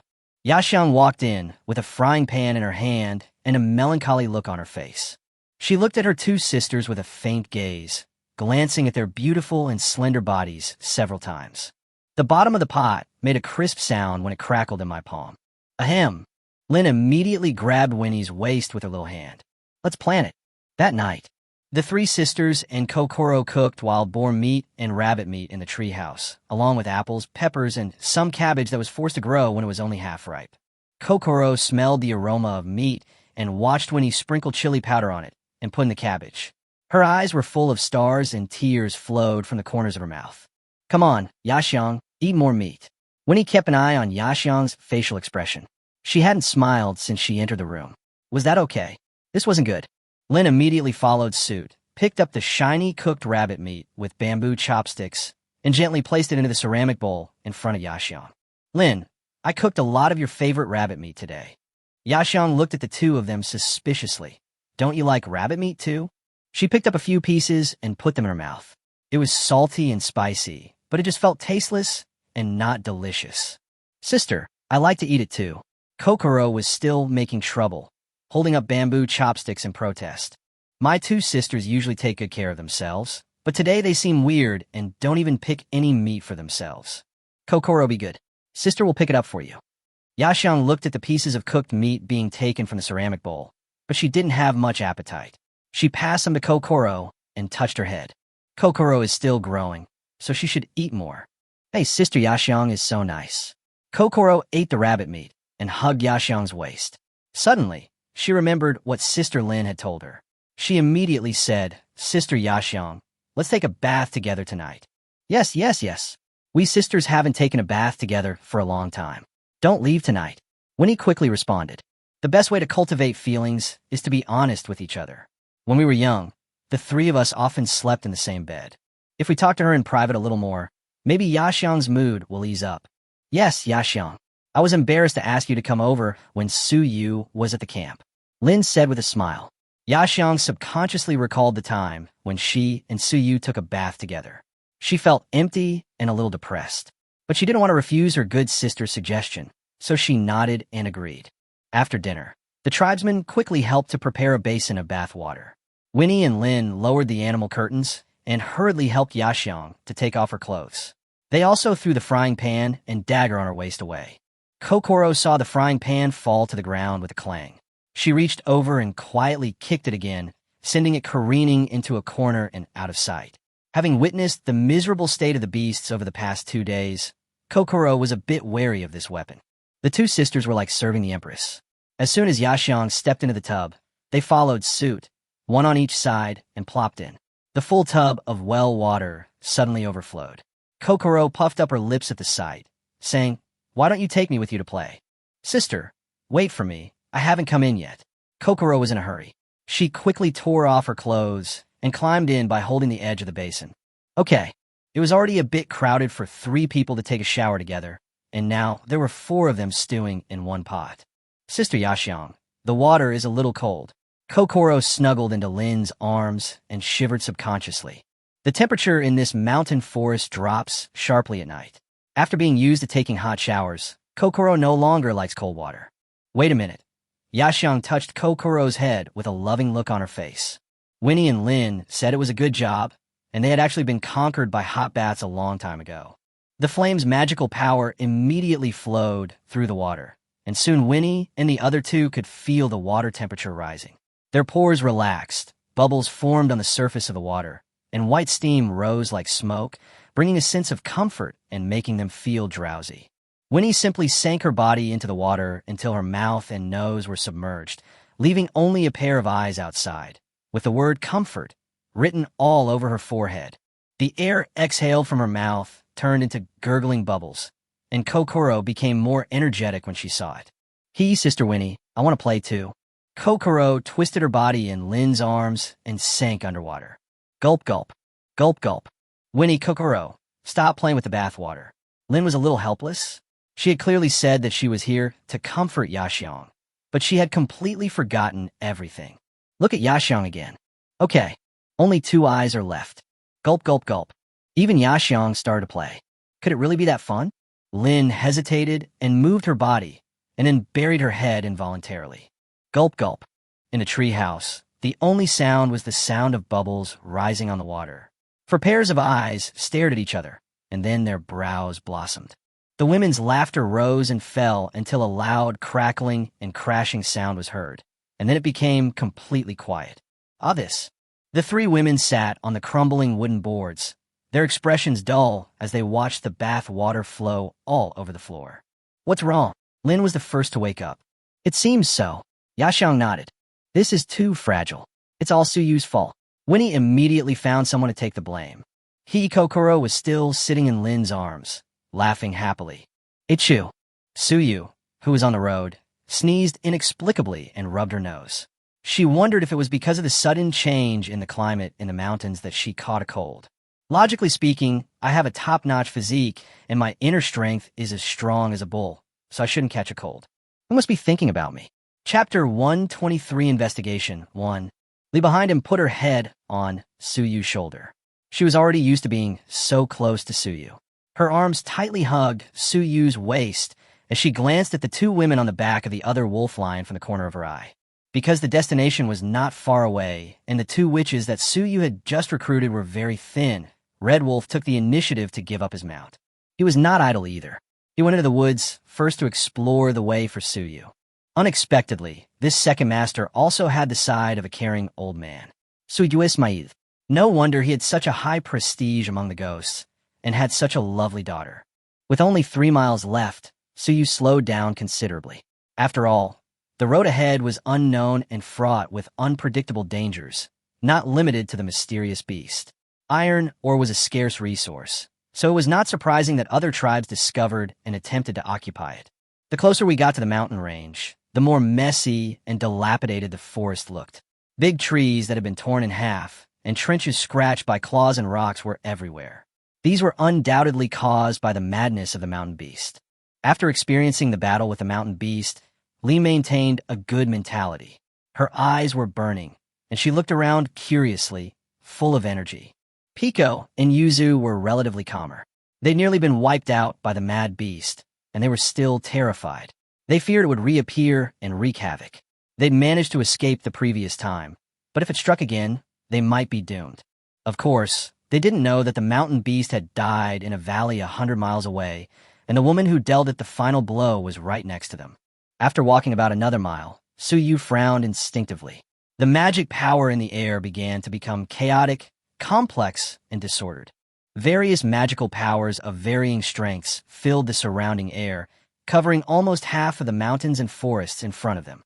Judging from the remaining magic power, it is at least not a single person. Could it be the group of people that the Tata man mentioned earlier who ran to the mountains to seek refuge? Yet, something was not right. Amidst this chaotic vortex of magical energy, Suyu sensed a thin, yet oppressive force. Like a sullen beast, it lurked quietly in the atmosphere, awaiting its prey. Beyond this, there was another surge of equally bizarre, exaggerated, and extremely unbridled magical power. It almost enveloped the mountains and forests ahead, proclaiming its own power. Just based on these 2 magical powers, Suyu felt that things would not be that simple. In those messy potholes and bushes, we even saw a lot of human footprints, which was obvious. Suyu's eyes narrowed, and he patted the wolf lion under his seat. Stop, find a place to stay, and wait for Red Wolf to come back. Okay, broter Suyue. Lee nodded and jumped off the wolf lion. Pico and Yuzu were too embarrassed to ride anymore, so they dismounted the wolf lion and stood with Rei. As fellow shrine maidens, they felt much more at ease around Rei. It is naturally impossible to stay in an open space ravaged by wild beasts. Fortunately, there are many hills here. Suyu and the 3 girls wandered around the edge and soon found a cave suitable for rest. The cave is long and narrow, with an open interior, naturally forming a small world. It must have been a place where some kind of wild animal lived. Weeds, bones, and shed hair were everywhere, and there was still a lot of wild animal smell in the air. Now the wild beasts have disappeared, most likely scared away by the mad mountain beasts. Suyurubit hernose. Lee and the others were already accustomed to the foul smell, but Suyu still felt a little uncomfortable with it. Let's set up a tent. Setting up a tent in the cave was something Lee had never done before, but since Suyu said so, she didn't refuse. Then Brother Suyu, please wait a moment. The industrious little bee started to work and rummaged through the animal skin bag. Suyu was bored and started to clean up the debris in the cave. She just used her magic power to push them all into a corner. Pico and Yuzu approached quietly. Yuzu hesitated for a moment, then whispered to Lee, "Lee, let's sleep together tonight." She and Pico had never met anyone of their kind before, so they really wanted to have a good chat. The petite legal Lolita Pico also came over, looking a little expectant. "I have a lot of things I want to ask you too." They all wanted to know about the affairs of the tribe, the witches and the Great Witch. Lee was slightly stunned, grabbed the animal skin used to build the tent, turned around, and said helplessly, "Why don't we wait until we return to the tribe? Brother Suyu and I will sleep together tonight." The honest little bee had no idea that this was a cave different from the woods, so it didn't matter whether they slept together or not. "I got used to sleeping in the same tent with Suyu these days, and I couldn't wrap my head around it for a while." Pico and Yuzu swallowed subconsciously, looked at Lee in disbelief, and stole a glance at Suyu, who was still cleaning up the garbage not far away. Is this the relationship between Lee and Su Dao? Being a woman who could become a high witch or clan leader should be the luckiest thing in all the tribes. But Yuzu and Pico quickly realized it. We are shrine maidens. Moreover, Lee is so strong. The voodoo produced by the witch power must be more powerful. How could the great witch Su still be alive? Lee, are you Su Dao's woman? Pico, who was very curious, then asked softly. Cough Suyu, who had sharp ears, choked on the air. What nonsense is this kid talking about? It's as simple as sleeping together. Lee, who was startled, blushed instantly, bit her lips with her fangs, and her heart was beating as if a little rabbit was stuffed in it. It was clearly a misunderstanding, but I kept wanting to admit it. In the end, reason prevailed. The little bee didn't like lying, so she shook her blushing face and whispered, "No, it's not." After saying that, he continued hesitantly, "Not yet." Oh, Pico and Yuzu also had a big fight, saying that it was a misunderstanding of their relationship. If Su Dao and Lee had really had a relationship, they would not be alive. If they weren't going to reproduce, what else could they do by sharing a tent? Pico and Yuzu didn't understand. Since Kelly had said so, they couldn't bother her any further. What if Su Dao got upset and chased them away? The Great Witch's personality was somewhat strange, and they had heard that some of his requirements for women were also very strange. For some reason, the two women began to have some doubts about Suyu. They both felt that Lee might have been bullied at night, and that Suyu definitely had a strange fetish for women. But now they are powerless. Chapter 124 Investigation 2. Even though Lee is so strong, she is still controlled by others. What else can they do? Then let's go set up the tent over there. The two women looked at Lee with some sympathy and set up their tent a little further away. Oh, okay. It's quite spacious here anyway. You can decide for yourselves. The tent materials are over there. They're a little worn, but still usable. Lee had no idea about the misunderstanding they had made up in their minds, and she laughed. The smile is sweet, and the innocence is brilliant. Pico and Yuzu felt a little heartache. They got the slightly worn tent materials that Lee mentioned and became self-sufficient. The animal skins in the tent were all picked up by Lee along the way. After all, a lot of the tribe's land was destroyed by wild beasts. That group of people were busy escaping and left many of their things behind. After the tent was set up, Lee brought some water and food. She was not stingy at all towards the two people who were both members of the tribe and witches. That was almost all of Lee's leftover food. Suyu couldn't help but sigh when she saw it. Yaxiong was the same. She valued her tribe very much and gave her all to them like she would her own family. All I can say is that this new home is very kind to them.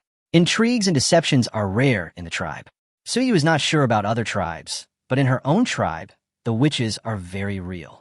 If we remove the identity of shrine maidens, they're just a group of ordinary women with rough lives.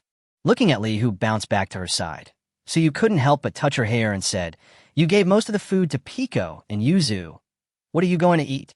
Lee opened her shining eyes and answered naturally, "Eat Suyu's. Suyu's is delicious." Good job. I was speechless. Okowo. Suyu smiled bitterly and thought that those who are capable should do more work. Pico and Yuzu accepted the water and food, feeling a bit embarrassed. After all, they had just joined the tribe and hadn't done anything yet they were already receiving these resources. They exchanged a glance, then left the cave, brought back several bundles of dry firewood, and began to build a bonfire, as if it were their contribution to the tribe. Knowing how to be grateful is a good character. Suyu nodded secretly and watched Pico and Yuzu busying around. Lee soon joined in. The bonfire was lit, and Lee took out the clay pot, fine salt, chili powder, root vegetables, Chinese cabbage, dried meat, and various fruits, and began to cook dinner with great interest. These things were all prepared by Yaxiang for Suyu. Now, they become Li's things. She is familiar with them, and her movements are quite skilled. Before, in the forest, with the cold wind blowing and having to be vigilant, Li had simply chosen to eat dried meat to save trouble. But now, with the right location and people, and the cave being a comfortable place, it would be a waste not to cook the meat. The boiled meat soon showed results. Various condiments and side dishes were thrown in. Li sniffed, her mouth watering, and her face full of satisfaction. Brother Suyu, the meat is almost cooked. Did you learn this from Aksu? Suyu became interested. This looked like hot pot, and it really made people's appetite increase. Yes, last time at the camp, Aksu and the others cooked it, and the aroma spread from far away. So I secretly tried it, and it tasted good. Li said proudly. So, foodies are born that way. After Li finished speaking, she took out the bamboo chopsticks, picked up the meat, and started to bite it before the heat dissipated. This hot bass smack. He was gasping for breath, even though it was so hot, but he still enjoyed the food, so you didn't know how to comment on it. Brother Suyu, you eat too. You should eat more so that you can gain weight. Suyu looked at Li's open chest and said regretfully, time has stopped for the body. Even though Pico has not developed yet, her breasts are a little bigger than this guy's. Fortunately, women of this era don't care much about this. They don't care whether their breasts are big or small. It's just that some people find it troublesome, while others find it quite exciting. Two people were eating meat when one of them didn't notice that there were two more people around the campfire. Pico and Yuzu were drooling, staring at the boiling clay pot with burning eyes. A clay pot, boiled meat, chili powder, cabbage, and many other things they had never seen before. But the aroma of the meat was real, and it made people's mouths water. They were chewing on the dry cooked meat, and finally couldn't help it and came over to take a few looks. The white, tender and fatty boiled meat is not considered very good-looking in their eyes. After all, it just looks so. But the aroma mixed with the meat wafting out is so tempting that one can't take their eyes off it. Li felt embarrassed by being stared at, so she could only ask, would you like to have a piece? The two women blushed, lowered their heads and nodded. You guys can pick it up yourself. I have bamboo chopsticks here. Pico and Yuzu took the bamboo chopsticks and unskillfully picked up two pieces. They tossed them into their mouths, slurping them. They looked just as burned as Ray, but they refused to let go. They chewed and chewed until they swallowed. Their eyes shone, their mouths wide open, and they were speechless with shock. The salty and numbing taste, mixed with the aroma of cabbage, exploded on my taste buds and filled my mouth. It could be said that this was the first delicious food I had ever tasted since I was born, and it was incredibly delicious. Peika raised her face in shame, staring at Li and Suyu with dim eyes. Li, Sudo, Ivonto eat more. Let's trade you some dried meat. Your jerky is mine too. Suyu laughed unhappily and said, eat, eat. Put your dried meat in and cook it. Great. Hehe, thank you, Suda. Pico and Yuzu smiled at each other, and suddenly felt that Suda was quite kind and might not be as bad as they thought. Soon, the sound of footsteps was heard at the entrance of the cave, and the red wolf also came in following the scent. He was good at tracking, and with the agreed marks left by Suyu, he quickly found this place. Come over and eat meat first. Suyu wav.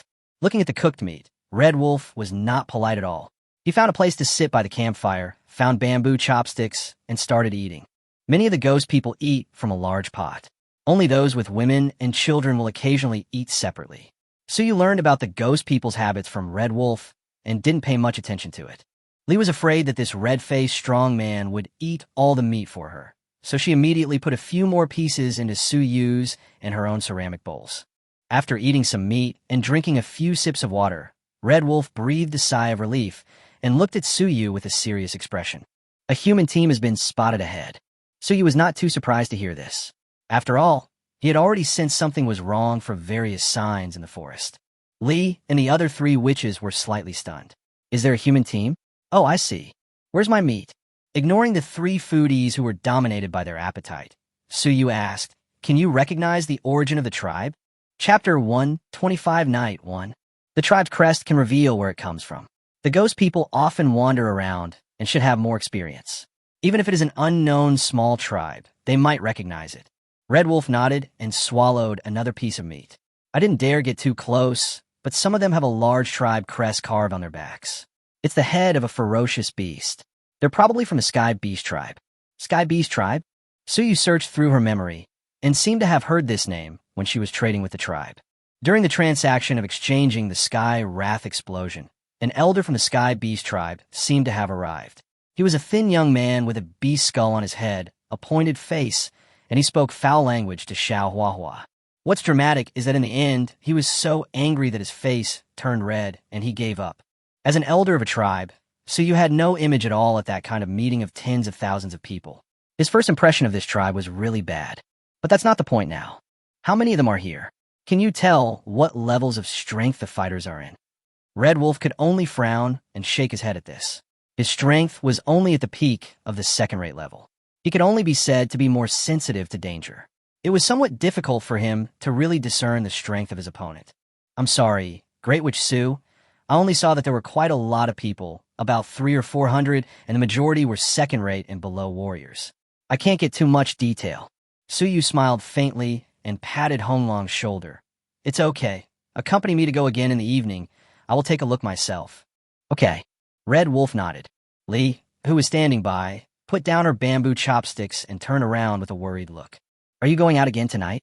Well, the situation has changed. I have to find out the other party's strength. Suyu bared her teeth and rubbed Lee's head to reassure her. I'm just going to take a look. It won't be a big deal. You just stay here. As long as no great wizard-level figure appears, Suyu has nothing to fear. The problem is that the 2 terrifying and powerful strange forces that Suyu sensed in the woods before had already made her dare not underestimate them. It seems that this trip to the iron mine will not be too simple. Then we'll wait for you here. I'll take good care of Pico and Yuzu. Ray nodded in response. After the Red Wolf had finished eating, he went to tidy up the area near the cave entrance. He laid out the animal skins and hay, which solved his problem of sleeping at night. Whether to set up a tent is a personal habit, and Suyu did not interfere too much. The forest was gradually shrouded in darkness.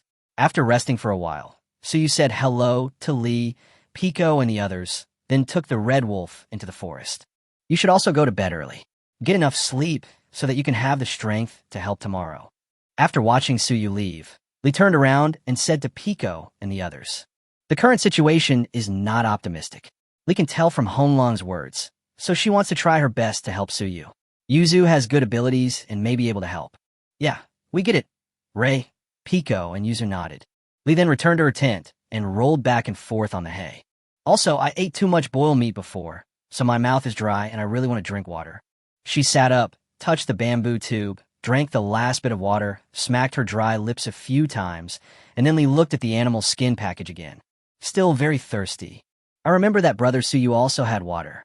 Lee crawled on the hay a few times, pulled the animal skin package over, and then took out the bottle of Miaotai wine from it, her eyes shining. After all, this water container was very peculiar. After turning the Miaotai wine over for a long time, Lee found that only the small end seemed to be able to be pried open. This should be where it opens.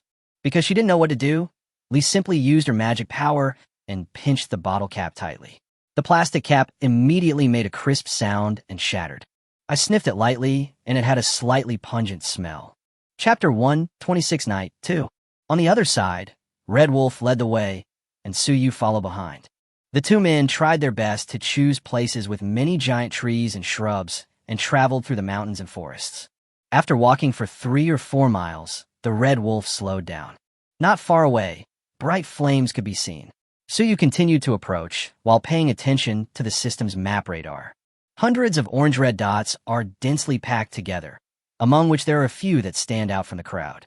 The largest one was an orange-red dot, flashing with dangerous light, and was almost 3 times larger than the rest.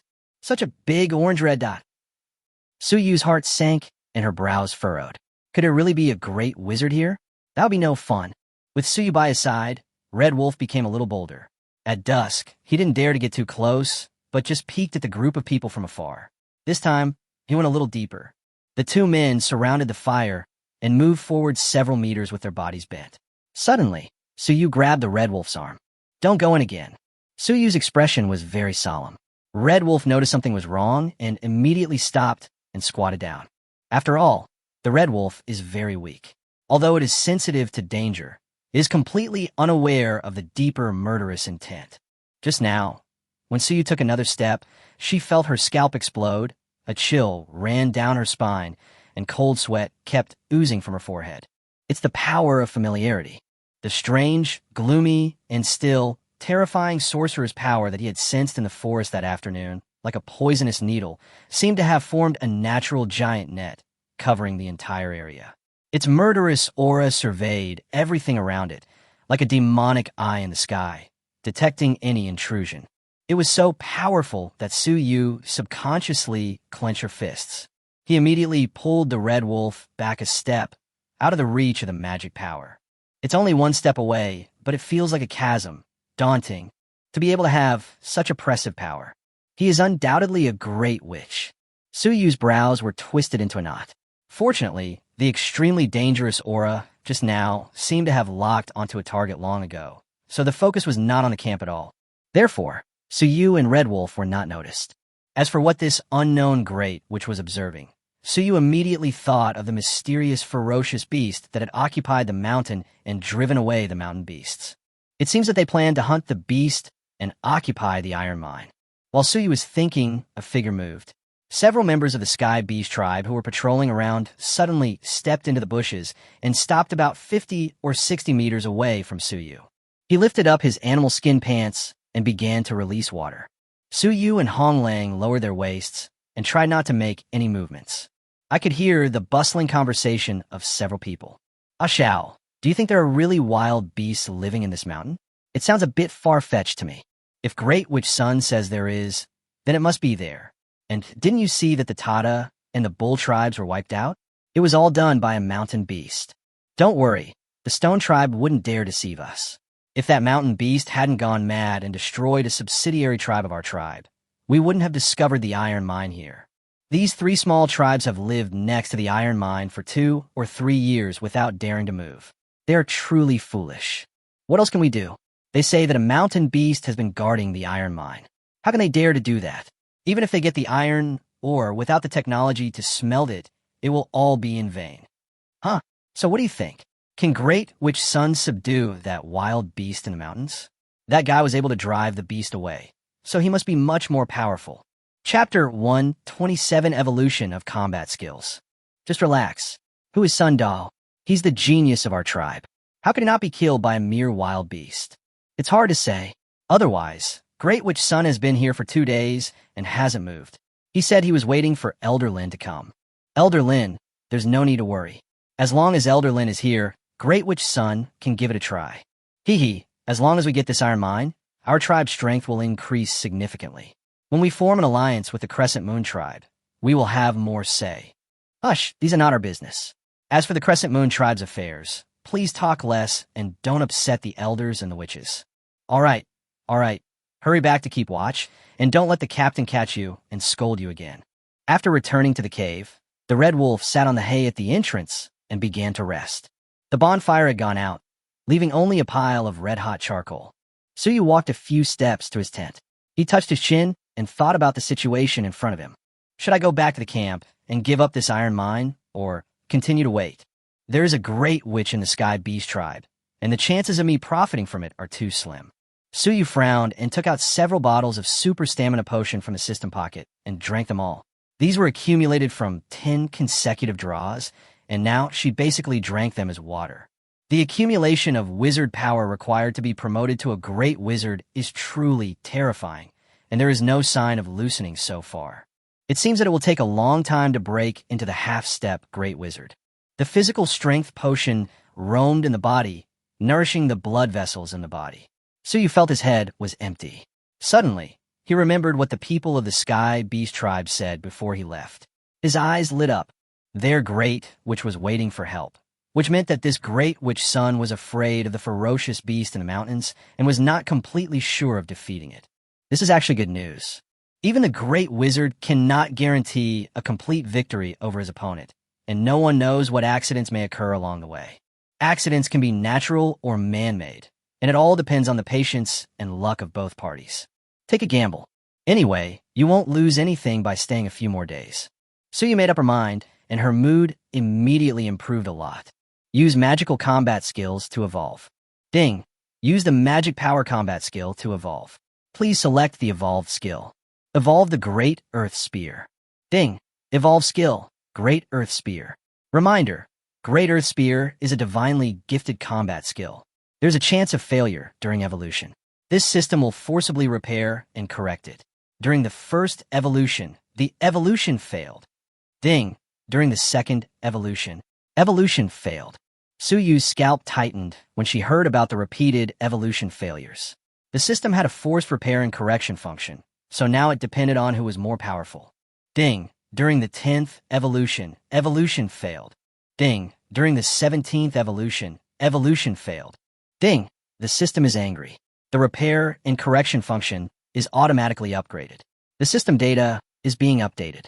The update is complete. Ding! System repair and correction function has been updated, evolving into the repair and fusion function. Ding! 18th evolution in progress. The system's repair and fusion function has directly intervened. The Great Earth Spear and Earth Spike technique have merged, evolving into a brand new combat skill. Dual modes, Destruction, Great Spear, Judgment, Super Large Earth Spear. Destruction, Great Spear, utilizes earth elements, gathers them into a weapon, and bombards enemies in a large area. Judgment, Oversized Earth Spear, utilizes earth elements to form an extremely powerful weapon, capable of delivering a devastating and fatal blow to a single enemy. Chapter 128, Early Morning. Are you too dumb? Red Wolf was stunned for a moment. Then he understood. Oh, right. Red Wolf took out the 2 balls of cotton stuffed in his ears. This trick is called being prepared for any eventuality. As a person who has experienced this, Red Wolf has many strategies for the quality of sleep at night, especially after he misunderstood, that Suyu's physical fitness was different from that of ordinary people. He had already made preparations. First, keep the 10 away. The second method is to plug the ears with linen cotton. Seeing the panda eyes of Pico and Yuzu, Red Wolf knew that he was doing the right thing. What's wrong? Red Wolf asked the 2 new tribesmen in front of him in surprise. Their expressions were very anxious and uneasy. Red Wolf, you go and see Su Dao and Li. Pico said anxiously. What happened to them? Oh, that's right. It seems that Su Dao and Li slept together last night. Yuzi explained. Red Wolf was even more puzzled, his eyes full of confusion. Su Dao and Li have been sleeping together these days. What happened? Realizing that Red Wolf probably didn't understand, Pico could only explain softly with a blushing face. Red Wolf was completely confused and looked at the 2 women as if they were idiots. Yuzu then echoed, Li is a witch. If Su Dao reproduces with her, he will die. So, we are worried about Su Dao's safety, but we dare not go over to check. Pico said hurriedly, Red Wolf, please help us take a look. After all, they had just joined the tribe, so the 2 women instinctively placed their hopes on Red Wolf, an old member of the tribe. Although Red Wolf had only joined not long ago, he knew a lot. Oh, I thought it was a big deal. The corner of Red Wolf's mouth twitched, and he couldn't help but shake his head and laughed. No need to go and see, and don't worry about it. Su Dao will be fine. This is an open matter among the Rose clan. Pico and Yuzu were stunned at what they heard. Their bodies stiffened as they looked towards the silent tent in disbelief. Reproducing with a witch and not dying. Is Su Dao still human? Okay, do you guys go back to sleep for a while, or come with me out to find some dry firewood? The length of time we will be here is uncertain, but it's always a good idea to prepare some more firewood. I will go out with you. Unable to accept it for a moment, the 2 women nodded subconsciously. The 3 of them left the cave. Not long after, a lovely whine came from Suyu's tent. Yeah, drunkard Li suddenly woke up. I still felt pain in my body, and vague fragments of memories came to my mind, making me feel ashamed. I was so brave last night. Awake, Suyu opened her eyes. Yeah. Li buried her head and it was unclear what expression was on her face. Suyu smiled and said directly, "Drink less of this in the future." "Yes, Brother Suyu." There was a brief silence between the two people. Suddenly, Li's mouth bulged visibly, and she bit Suyu's shoulder. Why did you bite me again?" This time Suyu was even more confused. Could it be that Li is really addicted to biting people? The sharp canine fangs pierced the skin, but this time it was gentler and not as painful as imagined. About an hour later, Red Wolf came back with Pico and Yuzu, holding the dry branches he had just collected. Along the way, Red Wolf sporadically explained what he had learned about the Rose tribe. Pico and Yuzu were like listening to a foreign language, their confusion growing in confusion by the end. The two witches, who had more than 20 years of life experience, not only failed to understand, but became more and more confused as they listened. Chapter 129 beginning. Can wild animals be domesticated? Is the water in the cave drinkable? What does porcelain made from clay look like? That mountain beast was actually killed by a witch. The most outrageous thing is that the story between Suyu and the witch is actually true. The two witches were numb. Who am I? Where am I? What do I want to ask? All the problems were mixed together and turned into a mess. When they came to their senses, the two had already followed the Red Wolf back to the cave and happened to see Li lifting the animal curtain and walking out. She smiled shyly at the two of them, her cheeks flushed.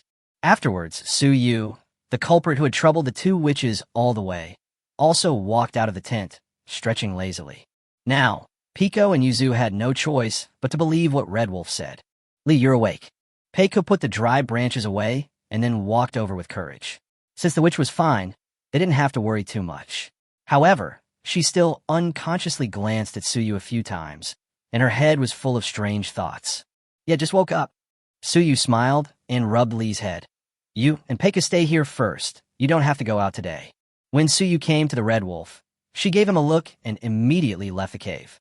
The considerate second master followed and asked, "Do you want to go investigate further?" "Well, I want to know what the Sky Beast tribe is planning to do." "Sujue Nadith. I pushed a cart this morning, and I'm pretty energetic now. I can't just stay in a cave and stare blankly." Moreover, Suyu was also quite interested in Sun Dao and others from the Sky Beast tribe, a tribesman of the elder level. Yet he could play a significant role in the battle of the Great Shaman, which showed that he possessed some special ability. In other words, he was a warrior at the Great Shaman level himself. With the power level of a great wizard, it is not impossible to sit in the position of an elder. Isn't Suyu herself also top-notch? Yet she has become the chief witch of the clan. The great witch can be a state of mind or a position. Therefore, Suyu must see it in person and confirm the other party's strength before deciding on the next plan. If the other party came with two great wizards this time, Suyu would choose to give up the iron mine without hesitation. The two men followed the same route as last night and once again reached the outskirts of the Sky Beast tribe's camp. Unlike last night, the aura of Sun Dao had completely disappeared. It seemed that he was only so vigilant because he was worried that he would be attacked by the ferocious beast at night. On the map radar, in the center of the Sky Beast tribe's camp, next to the huge orange red representing the Great Witch, there seemed to be a conspicuous dot. If we calculate based on volume, the largest one is the Great Wizard, so this smaller one might be a top-notch warrior. By this calculation, the Sky Beast tribe sent out a total of 1 Great Wizard and 3 top-notch warriors to attack the Iron Mine this time. The following are combat units and are automatically ignored. Is it troublesome? Judging from the current strength comparison, it is very troublesome. The only good news is probably that the so-called Elder Lin is just a top-notch warrior. Therefore, it is still unknown who will be hit on the head by the hammer of fate. The people from the Sky Beast tribe have been here for 3 or 4 days. Now the people the Great Shaman is waiting for have all arrived. The tribesmen in the camp are still on guard, and there are no obvious signs of them setting off. It seemed that this Sun Dao was rather cautious in his actions, and not a reckless person. A person with this kind of personality, if he became an opponent, would be much more troublesome than a reckless person. Go back. Good. There was no conversation for a while, and the two of them returned to the cave again. At this moment, Li Zheng, Pico, and Yuzu were grilling meat while chatting about girlish topics, mostly about things in the tribe. Suyu greeted him with a smile, then returned to her tent, found a piece of hay to sit down, and began to think about her future plans. The current battle power comparison is that we have 1 top-notch one, myself, 1 first-rate one, Li, 1 second-rate one, Red Wolf, and 2 third-rate ones, Peko and Yuzu. The opponent has 1 great wizard, 3 top-notch wizards, and nearly 400 combat measurement units. If you confront someone head-on, it means you have a problem with your brain. But she was not willing to give up the iron mine so easily. Even if there was a slight chance, Suyu wanted to take a gamble. And this glimmer of hope lies in that ferocious beast. Seeing Suyu's serious expression, Red Wolf wisely chose to guard the cave entrance. Li was restless in her heart. She stole a glance at Suyu, who was frowning, then wrapped up the freshly roasted meat in her hand and quietly came to Suyu's side. "Brother Suyu, if you're hungry, eat this. I just baked it," Li reminded in a low voice. Her eyes seemed to be hooked, and she couldn't move away from Suyu's face. "Okay, thank you, Li." "Hey, thanks, what are you thanking me for?" "It's what I should do." Li raplia e. She should not just care about filling her own stomach in the future. Were we just now? Ah, speaking of, Brother Suyu, it's about Su Dog teaching you combat skills. Yuzi reminded. "We're there. Okay, then I'll continue telling you guys. Brother Suyu taught me combat skills." Li was talking on the side, while Suyu was eating the beast meat and continuing to think about strategies. Combining the information we have now, there are now 2 solutions available. Chapter 130, Dragon Snake. 1 is to divert the trouble away. The second is to lie in wait. Diverting the trouble eastwards, as the name suggests, was the plan. Suyu would take the initiative, angering the wild beast in the mountains and luring it out to attack the Sky Beast tribe unexpectedly. Even though Great Wizard Sun had gathered all his men, he was still holding back, clearly wary of the wild beast. This also indirectly shows that the wild beast is powerful enough to make a great wizard be so cautious. Therefore, he brought the wild beast here, while the great, which was not yet fully prepared, which would definitely cause a considerable blow to the Sky Beast tribe. This plan is good, but the uncertainty and risk are too high, so it is not the optimal solution. The first thing is one's own safety. Since the wild beast is so powerful, if one takes the risk to lure it, he may end up losing himself to it. This is one thing. The second question is whether he can escape the wild beast pursuit, even if he is lured out. Will he be exposed to Sun Dao's sight and cause inevitable murder? The last one is distance. The mountain where the wild beasts live is nearly 2 miles away from the camp of the Sky Beast tribe. This is also the location with the least danger and the shortest distance calculated by Sun Dao. Therefore, it is really difficult for Suyu to lure the wild beast over and then escape safely. What Suyu wanted was to let the great wizard and the wild beast fight each other without exposing himself at all, so that he, the fisherman, would have the opportunity to benefit from it. If the snipe and the clam had discovered the fisherman's presence before they had a dispute, then this story would not be so beautiful. Therefore, the second option, lying in wait, is most suitable for the current situation. Keep waiting. I don't believe they have been holding back. Suyu made up her mind and stopped worrying about it. As night fell, the group finished their dinner, and Suyu told Hong Lang and others about the plan, and they all agreed. In fact, it doesn't matter if he doesn't say it. After all, he is the most powerful person here, both in terms of position and power. As long as it is a decision made by Suyu, this group of people will not object. But there is a saying that goes, no matter how big or small the matter is, participation is what matters. No matter whether it is a big or small matter, let the tribe members deeply feel their existence and importance. In this way, they will be more involved, will not feel useless, and their self-confidence will be enhanced. Because they don't understand their own abilities, most shrine maidens lack confidence, and this is a problem that must be solved. Time flies. Soon a whole day passed. The day alternated, the temperature suddenly changed, and the first ray of sunlight in the early morning bloomed from the east. The dazzling light instantly illuminated the world. Suddenly, the ground shook up a cloud of dust. The silent forest seemed to come alive, like thousands of horses galloping, and the birds and beasts began to neigh and flee. Is this starting? Suyu was awakened by this sudden change, and suddenly opened her eyes. Beneath the ground, the power still remains. This is a sign that a battle is underway. Who else but a wild beast could cause such a sudden movement? Outside the tent, Red Wolf, Pico, and the others were also awakened. Remembering the plan and tasks that Suyu had told them before, they began to pack their luggage and prepare to set off. Li's eyes were sparkling, and it was obvious that she had been awake for a long time. Suyu sat up, pinched Li's red face, and smiled. Hurry up and get dressed, and come out with me. Lee nodded, biting her lips and frowning slightly. If I had known things would get so urgent, I wouldn't have stayed up late last night. She is looking forward to a magnificent battle, but now my whole body feels sore and numb, and I feel very uncomfortable. Woo, underscore. It's all your own fault. The ground began to shake violently, with the frequency increasing from slow to fast, as if a giant object was pounding the foundation, causing the entire forest to boil. Su Yu and his companions quickly put on their equipment and immediately escaped into the forest. When we arrived at the former camp of the Sky Beast tribe, it was deserted, all the tents had been taken away, and only a mess remained on the ground. From the distant mountains, there was a strange roar of wild beasts. The sound was sharp and had a very high frequency and complex decibels, like a group of summer cicadas singing in the ears, making people feel inexplicably irritated.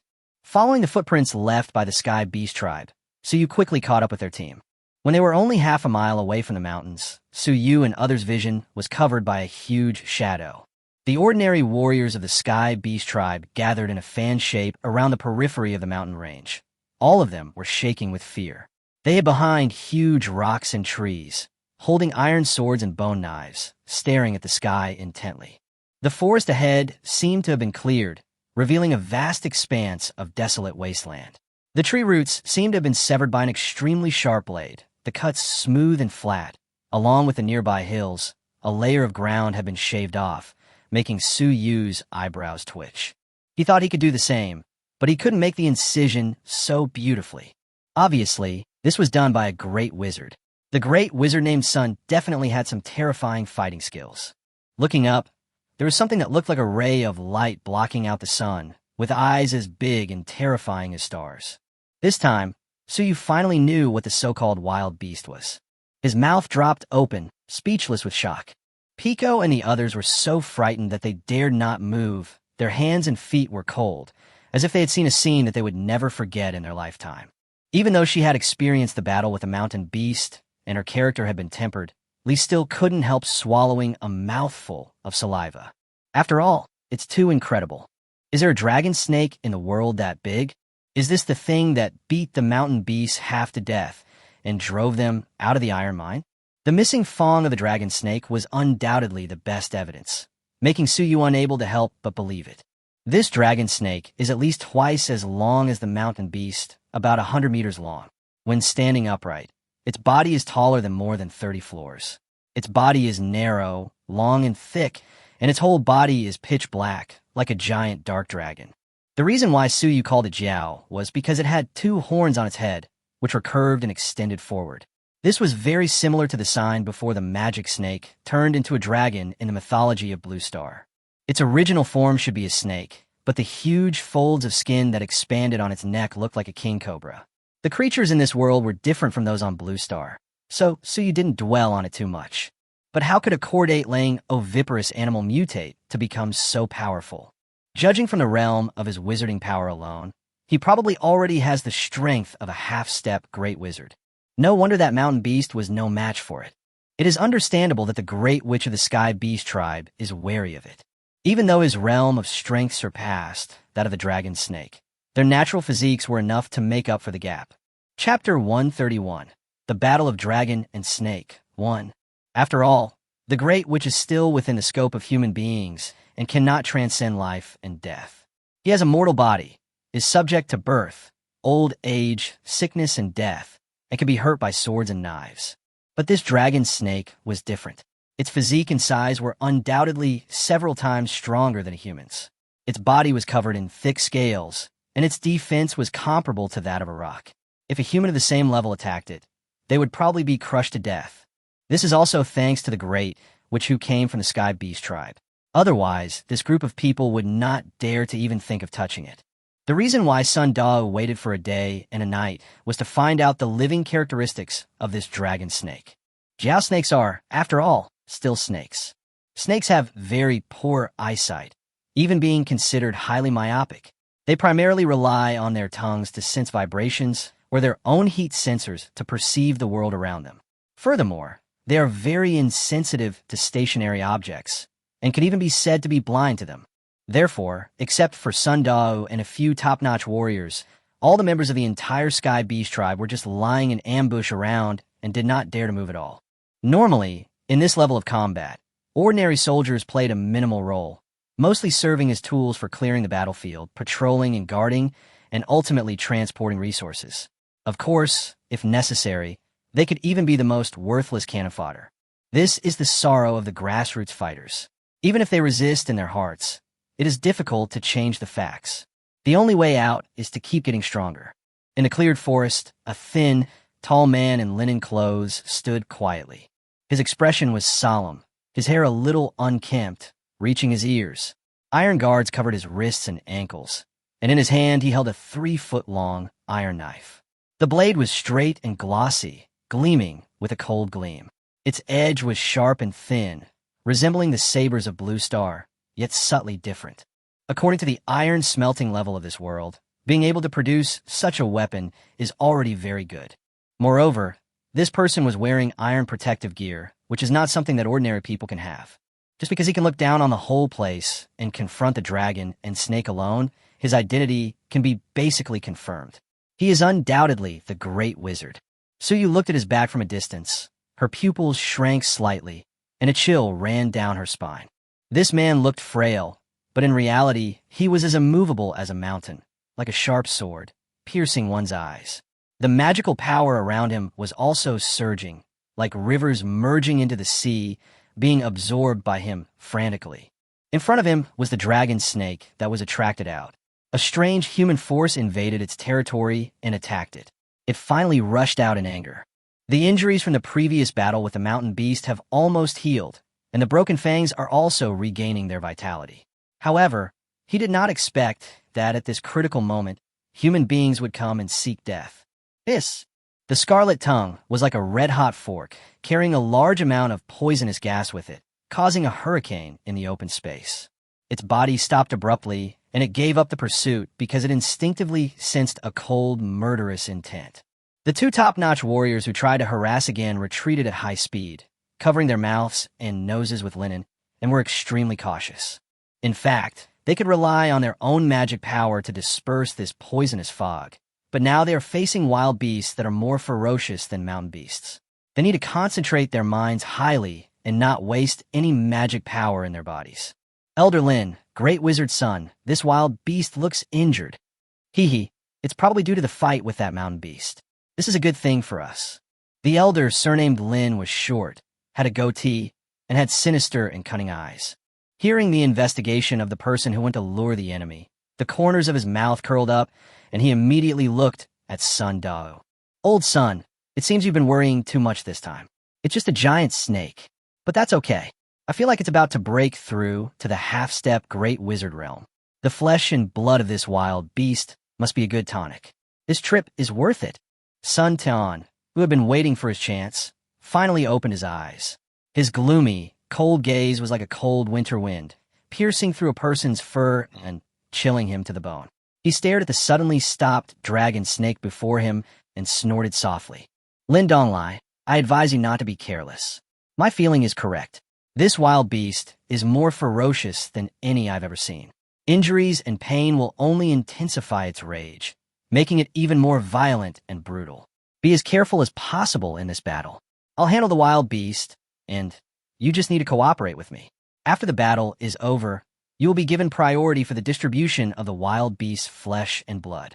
Lin Donglai suddenly laughed, nodded, and said with a smile, That's great. I'll just sit back and reap the benefits.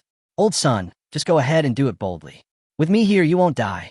The reason why Lin Dong came here was naturally because of his recovery ability. This was also another layer of insurance that Sun Tian provided for himself. If it wants me to die, it depends on whether it has the ability to do so. Sun Tian sneered. Battles between great witches were rare.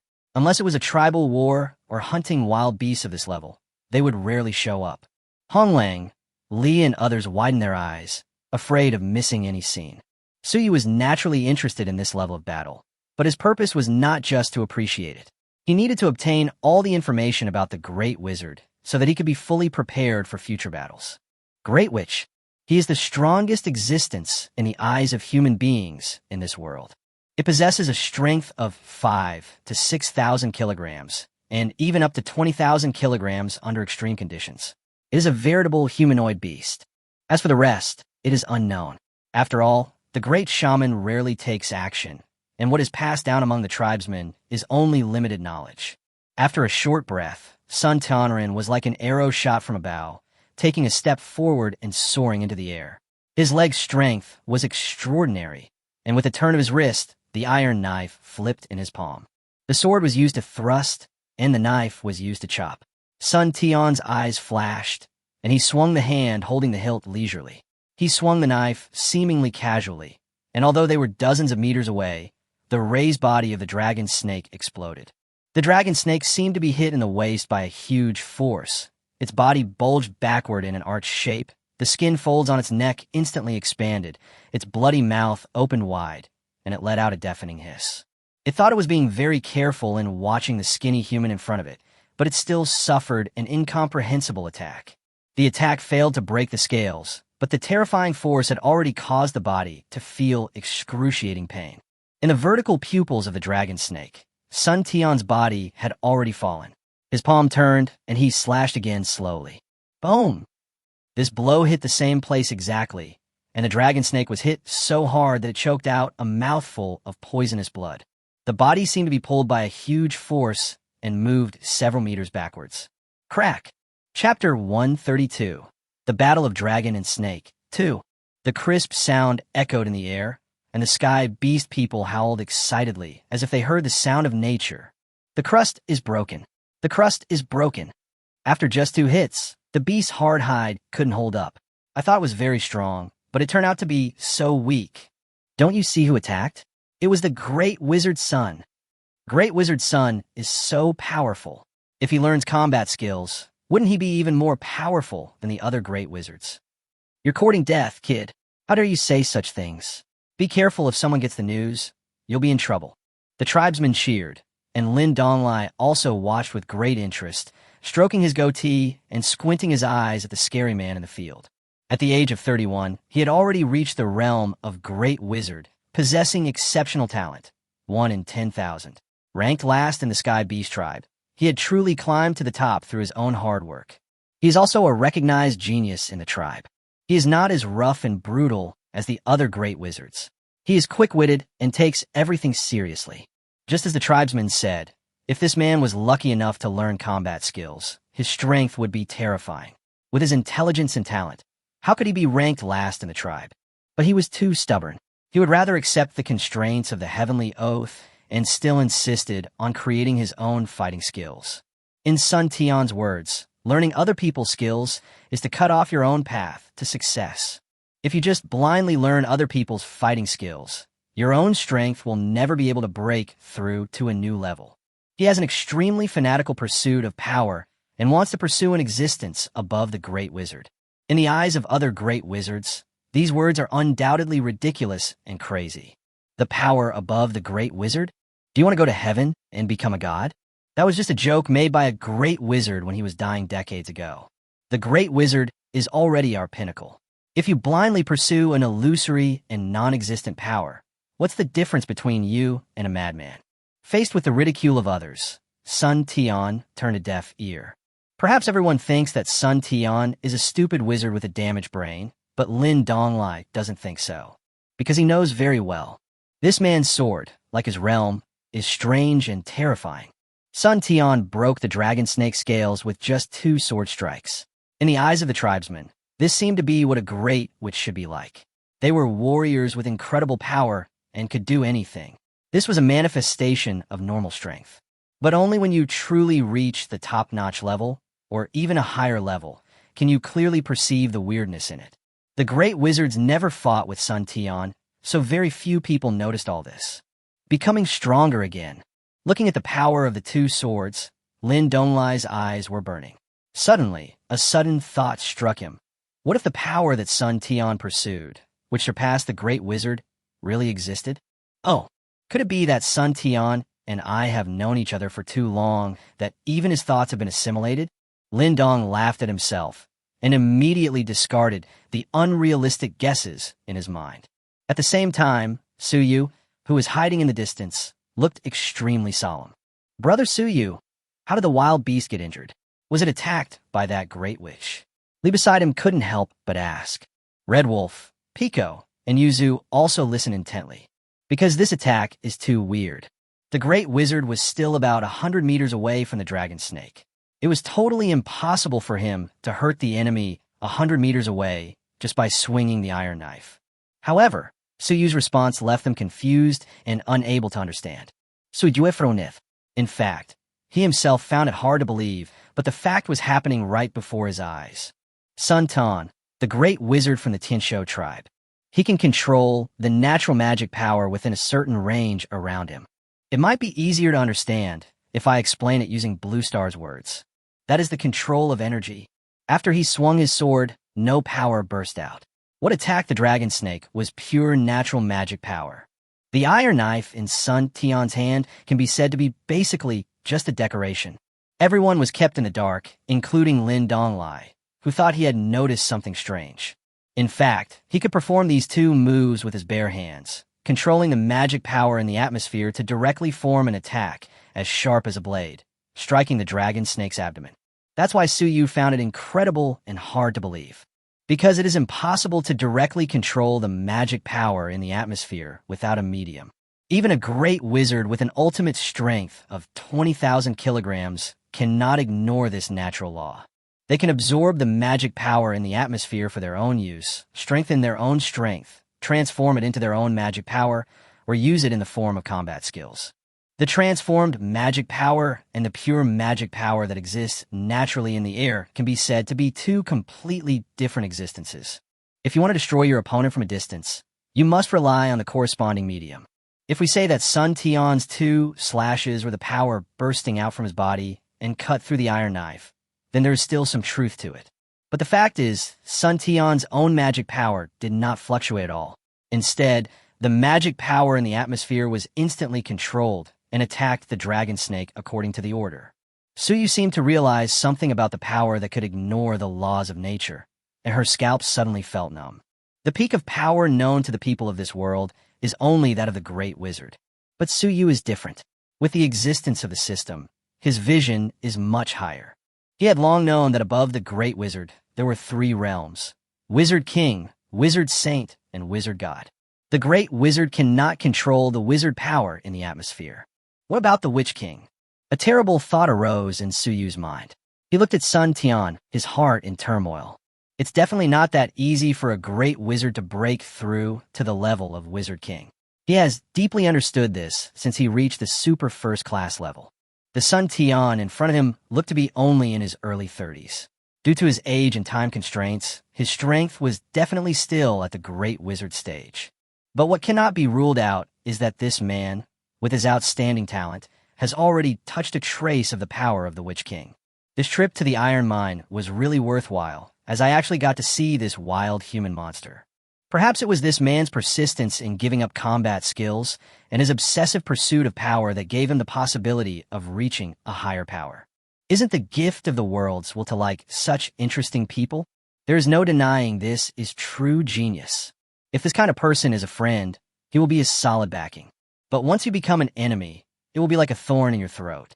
Suyu's eyelids twitched when she thought about encountering such an opponent in the future. On the battlefield, Sun Tian moved again, swinging the iron knife in his hand continuously. Every time he swung his sword, invisible witchcraft power condensed into a blade, which exploded when it hit the dragon snake's body. The dragon snake was beaten back step by step, and in the blink of an eye, many scales on its body were broken, and scarlet blood oozed out. Chapter 133, The Battle of Dragon and Snake 3. Just as Sun Tian said, the more injured the wild beast was, the more violent it became.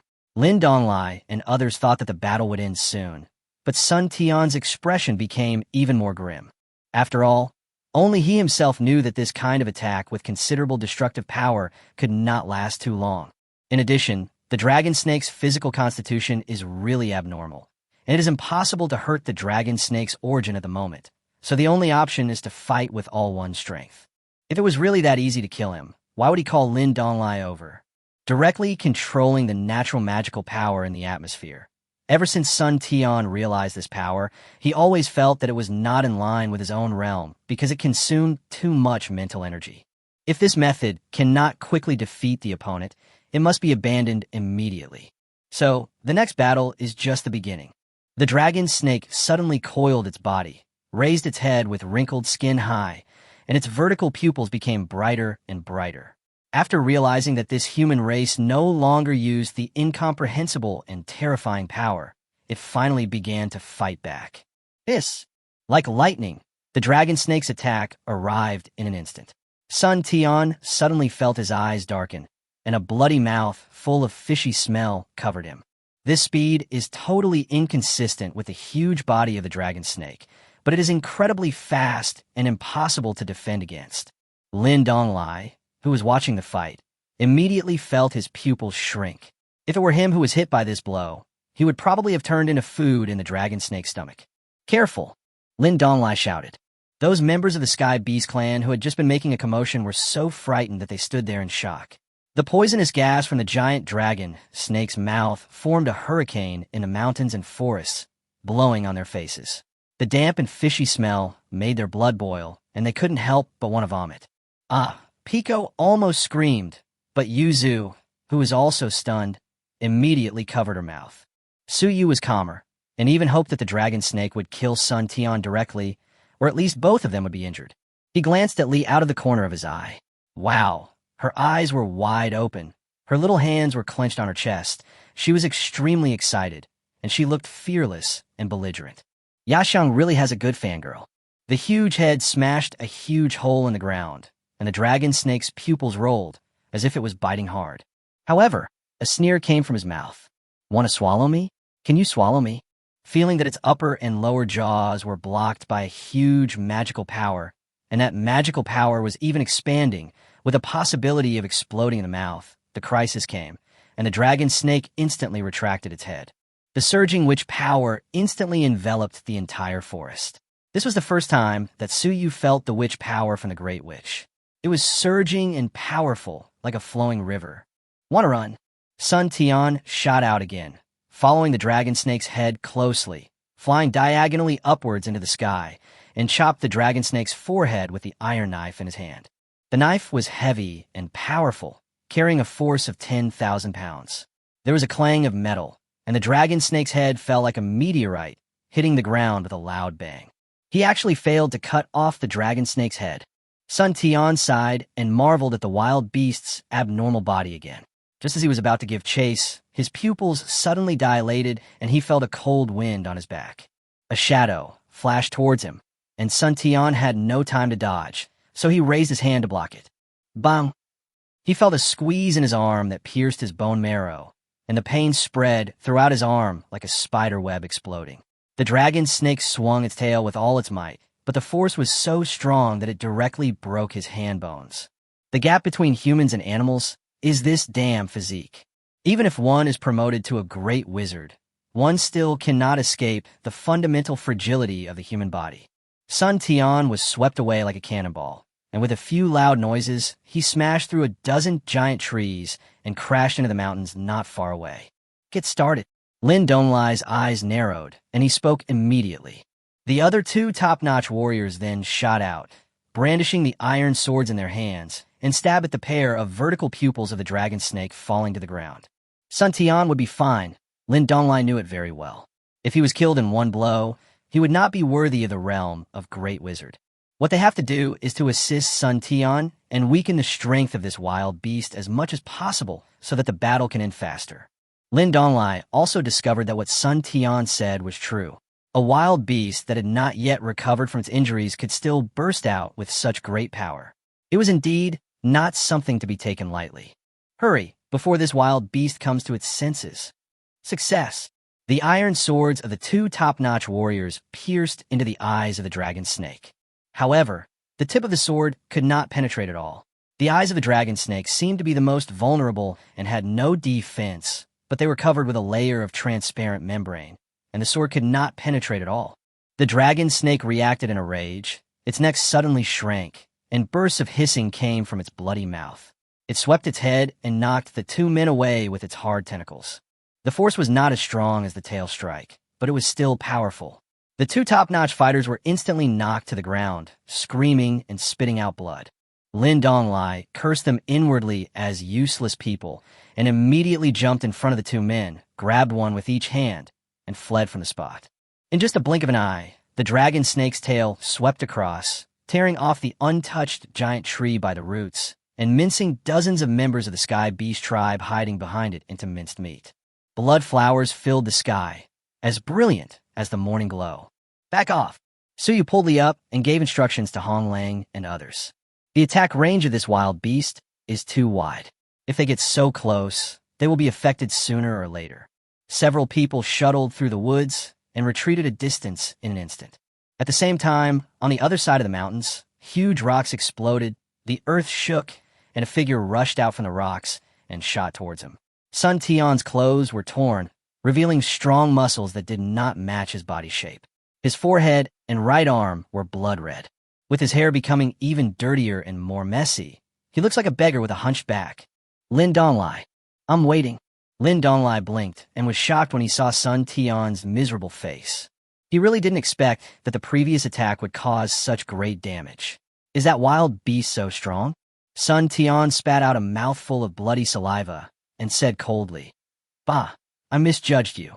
The strength of this wild beast, a half-step great wizard, is too solid. I'm afraid it won't be long before it breaks through to the great wizard realm. A wild beast about to break through to become a great wizard. This is a joke. Lin Donglai had never seen a wild beast at the great wizard level in his life, even though this dragon snake was only one step away. Lin Donglai was shocked, his eyes widened, and he muttered, No wonder. Help me recover. Good. Without much nonsense, the dragon snake was now recovering its strength, its vertical pupils scanning the mountains and forests, as if locking on his Sun Tian's position. Lin Donglai immediately stretched out his finger and bit it. Blood flowed down and soaked his palm, mixed with the magic power in his body, emitting a strange light green light. Super speed vitality. Slapping Sun Tian on the back with one palm, Lin Donglai pushed his magic power to the strongest. Chapter 134. The Battle of Dragon and Snake 4. Sun Tian's body was instantly wrapped in light green light, and the wounds on his body began to heal at an extremely fast speed visible to the naked eye. This is Lin Donglai's fighting skill, and also the foundation of his foothold in the Sky Beast tribe. It can quickly allow a soldier to recover from injuries and strengthen the opponent's strength in a short period of time. It can be said to be a very practical combat skill. Therefore, in the Sky Beast tribe, Lin Donglai's status is higher than that of other top-notch warriors, and he can even give simple orders. The output comes with a nanny. Suyu watched the battle from a distance, her lips twitching slightly. You have no moral principles. Sun Tian, who had regained his strength, wiped the blood from the corner of his mouth and looked at the dragon snake opposite him with a gloomy expression. It is not easy to hunt down the wild beast that is already on the threshold of becoming a great wizard. To be honest, if possible, the great wizard would not want to encounter a wild beast of this level, because the combat power required is too great. The current scene is almost equivalent to a battle between two great wizards. This is also the main reason why the major forces in the alliance choose to avoid war. If there are great witches and their number and quality are equal, once a war is launched, both sides will basically suffer losses.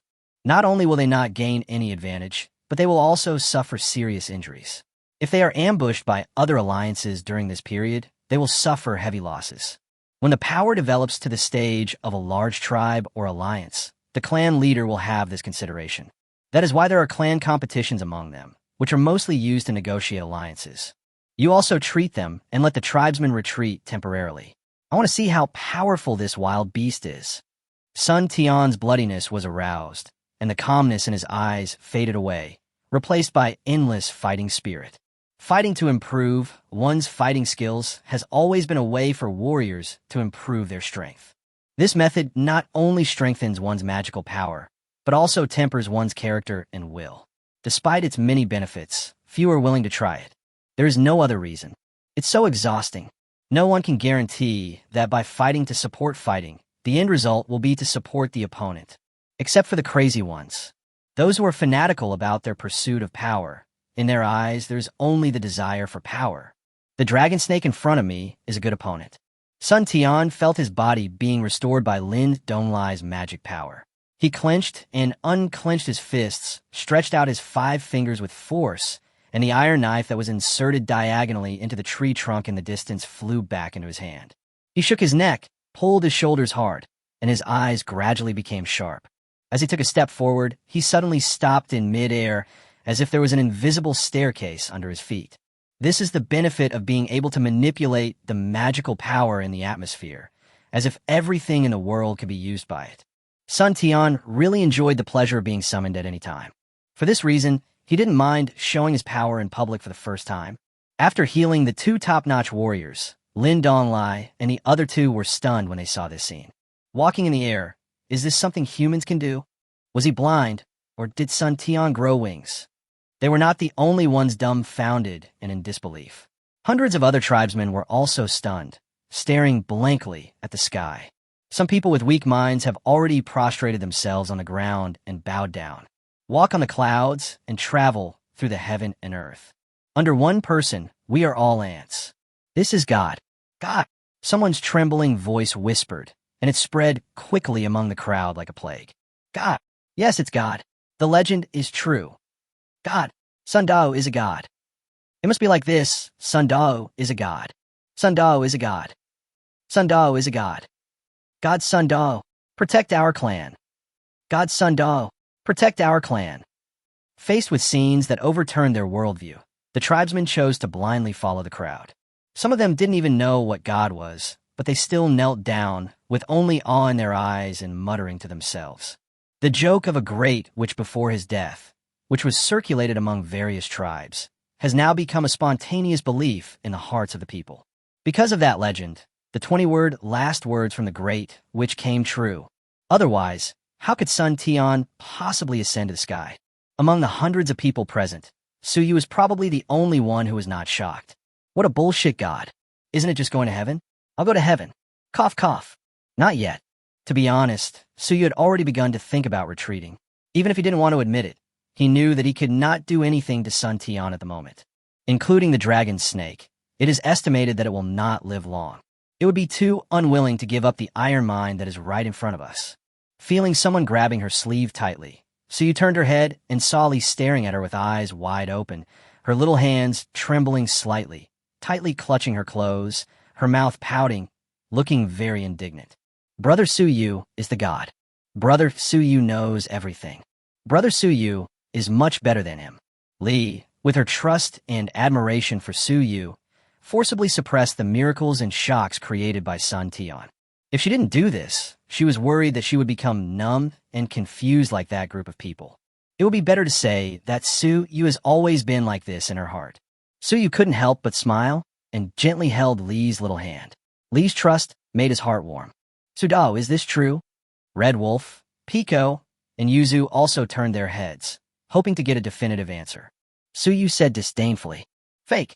The real god is much more powerful than him." Including Lee, the eyes of the 4 people suddenly became bright. Sudao, have you ever seen a real god? I know that Brother Suyu is the most powerful. He has even seen gods. This. Suyu touched his chin, his face slightly red. Of course I have seen it, but that's all on TV and in novels. Nuwa, Jade Emperor, 3 pure ones, Sun Wukong. If you don't like Chinese style, we still have Superman, Odin, Thor, Athena, who wouldn't press him to the ground and rub him. When we get back, I'll tell you the story of the 4 masters and apprentices playing mahjong all the way west when I have time. Suyu said with a serious expression, "Show your holiness in front of others." Sun Tian expressed that he benefited greatly from it. The scene of tens of thousands of people paying homage to him was several times more powerful than the feeling he felt when he was granted the title of Great Wizard. The pursuit of ultimate power and vanity are not mutually exclusive. When Sun Tian mastered this new power, he already felt like he was looking down on the world. Including the Great Wizard, he couldn't help but have the idea of taking advantage of them. The reason why he is the last in the Sky Beast tribe is simply because he wants to be last. Sun Tian stepped into the sky step by step. With every step he took, his aura would rise and his magic power would surge wildly. This magical scene even frightened the mad dragon snake. The overwhelming pressure from the human race in front of it made it feel very uncomfortable. Chapter 135. The Battle of Dragon and Snake 5. Sun Tian stopped, and the man and the beast were at the same height. Ants are like mountains, and dragons and snakes are like pillars of heaven. The two looked at each other, and there was an eerie moment of peace. I have a feeling that as long as I can kill you, I will be one step closer to the power I pursue. Sun Tian's eyes were fanatical, and his tone was cold. Hiss. It's a pity that you can't speak and understand how I feel now. Hiss, ga. In that case, let's see who falls first. Hiss, hiss, hiss, swearing. Sun Tian stopped talking nonsense. His body was as fast as an arrow, and he struck the dragon snake's forehead directly. The iron knife in his hand was wrapped with a force of 10,000 pounds, and he hit the same position accurately again. No matter how hard a stone is, it cannot withstand continuous blows. Dripping water wears away a stone. An attack while the weak is weak. Sun Tian has already mastered these principles. The iron knife touched the thick armor on the dragon snake's forehead, and a brilliant flame flashed. However, this time the dragon snake twisted its body and head to the extreme, tilting its head to the side, and directly released the 10,000 pounds of force. Every failure makes you wiser. Even dragons and snakes are no exception. With a slash of sword, Sun Tian's center of gravity shifted. He frowned, twisted his body in midair, spun around, and kicked out with one foot. This kick landed on the tentacles of the dragon snake as it tilted its head. Bang! The tentacles were solid and hard as steel. Sun Tian felt that every toe exploded when he kicked out, and his fur felt like it was being burned and pricked by needles, causing unbearable pain. The two streams of magic power exploded between the toes and tentacles, creating a ripple of magic power in the shape of water waves. The force of the first kick was a little insufficient, so Sun Tian didn't say anything and moved his body to the limit, using his toes to gain leverage on the dark corner and kick down with his other leg again. It attacks continuously like a whirlwind. The tentacles were successively affected by gravity, and the dragon snake felt pain at the base of the horns on its forehead. Its head tilted out unconsciously and hit the ground. Its long snake tail swung along with the momentum, as sharp and decisive as an inky black whip, coming with a whistling wind. Sun Tian is 8 feet tall, and compared to the dragon and snake, he is like an ant devouring an elephant. His small body can repel such a huge beast. The scene is shocking and awe-inspiring. The pain from the tail strike just now had not yet subsided. Sun Tian instinctively became alert, and a chill ran up from the soles of his feet. I had been hit from behind before, which was 70% due to carelessness, 10% due to underestimation, and 20% due to force majeure. It was naturally impossible for me to make the same mistake again this time. Drink! With a deep roar, Sun Tian activated his magic power throughout his body, which instantly condensed into a thick barrier on his body surface. Although this move is not a combat skill, and cannot be compared with the rock-hard body of someone like Xiao Hunyang, it can also greatly enhance one's defense. Moreover, the great wizard's magic power is so strong that ordinary attacks cannot break his protective magic power. However, this dragon snake is unusual, and its strength is not comparable to that of an ordinary half-step great wizard. The tail strike arrived in an instant. Bang! The protective magic power shattered in an instant. Lin Donglai and the others stared at each other, their faces suddenly becoming gloomy. Su Yu's eyes sparkled, and she felt that the dragon snake could still be rescued. Got it. Smack you bug to death. The dragon snake roared ferociously, feeling that its tail had torn apart the human defense. It was in a good mood, and before its head fell to the ground, it poured enough magic power into its tail, and the black, iron-like tail made a buzzing sound. I vowed to beat this tiny human race into minced meat. When, however, the expected scene did not appear. The dragon snake felt as if its tail had hit an incredibly hard object. The huge destructive force could not be vented and was instantly fed back to the whole body. The recoil force was like a lightning bolt running through the blood vessels throughout the body, spreading from the tip of the tail to the brain, causing numbness and pain. Its body instantly stiffened. The deafening sound of clanging echoed throughout the heavens and earth, like two pieces of metal colliding violently, exploding in everyone's ears, tearing the eardrums and causing unbearable pain. The weak wild animals within a few miles, including the hawks and falcons circling in the sky, almost fainted on the spot and foamed at the mouth. The members of the sky beast tribe were not in a much better condition. They all covered their ears, their heads were buzzing, and their eyes were bloodshot. Fortunately for Suyu, she used her magic power to block her ears just before she realized something was wrong. Lee hugged her head and suddenly dived into Suyu's arms. Suyu's magic power transformed into an arm, and the huge illusory palm instantly wrapped up Pico and Yuzu.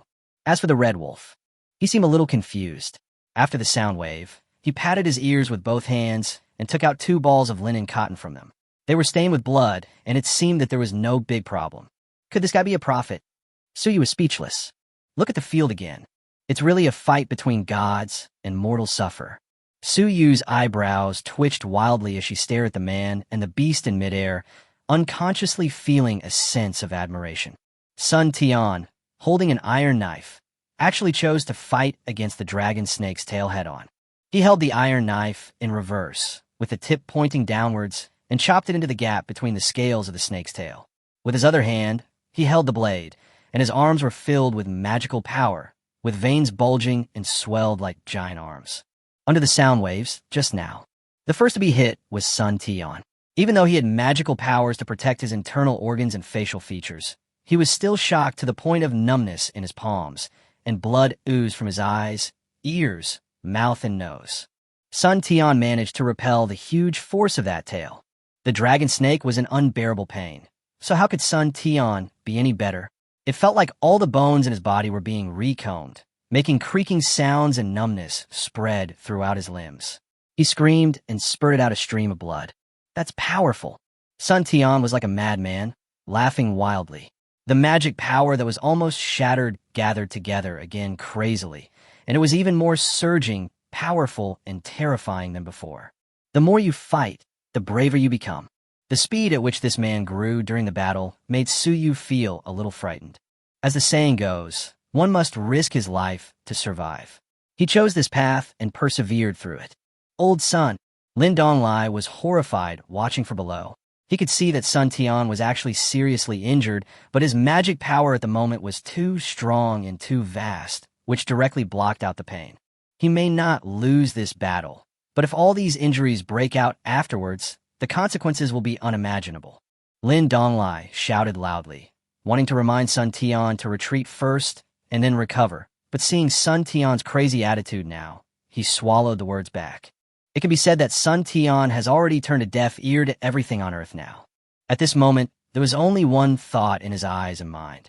Kill this dragon snake and touch that dreamlike power again. The last lucky epiphany had already driven this man crazy. What exactly is above the Great Wish? He really wants to know. Break it for me. Sun Tian, who was as fanatical as a devil, finally exploded in an instant. The vast and violent magic power in his body was all gathered at that moment and poured into his arms. The magic power was like a poisonous snake, winding around the iron knife and merging it with his arms. Chapter 136, The Battle of Dragon and Snake 6. Sun Tian lowered his shoulders and elbows, concentrated his waist strength in one place, steadied the blade with his left hand, and suddenly raised his right hand. The slightly yellow teeth almost bit the gums to pieces. The tip of the tongue was cracked and bleeding. The whole face was red like burning iron, and the expression was ferocious and terrifying. On the surface, everyone looked up and watched this astonishing scene. They seemed to sense that something was coming, and an inexplicable fear arose in their hearts. Cover your ears tightly. Use your magic to block out the sound. So you couldn't help but spit and quickly reminded. Lin Donglai and other top-notch warriors, who secretly thought that something was wrong, had their ears filled with witchcraft power. They were so anxious that they wanted to curse but could do nothing. I wanted to warn my tribe members, but I didn't expect that the killing sound had already arrived. The friction between the iron knife and the scales produced a scorching flame, and the blade was like a red-hot iron with a tendency to melt. Clang, clang, clang, clang, clang, clang, clang. The sharp sound that tore the eardrums penetrated the air layer and pierced the brain.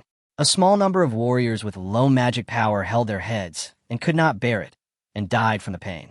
The others who were in stronger constitutions had blood flowing out of 6 of their 7 orifices and knelt on the ground wailing in pain. The god they were talking about was now like a devil, with no intention of showing mercy to the world.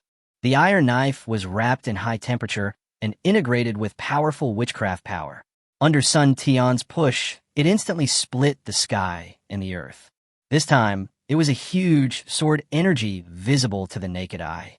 The sharp white blade seemed to cut the sky and the earth apart. It rushed out from the tail of the dragon snake, roaring towards the distance in a crescent shape. The sword energy penetrated the sky and the earth, more violent than a hurricane. Wherever it went, there was a mess. The ground was torn apart, giant trees were torn apart, and rocks flew directly, leaving a deep chasm that was thousands of meters long. Boom! Hiss, hiss, hiss, hiss. The killing sound came to an abrupt end. Under the shocked and stunned gaze of the crowd, the dragon's tail that seemed to be able to sweep away the mountains was actually broken neatly and fell to the ground with a loud bang.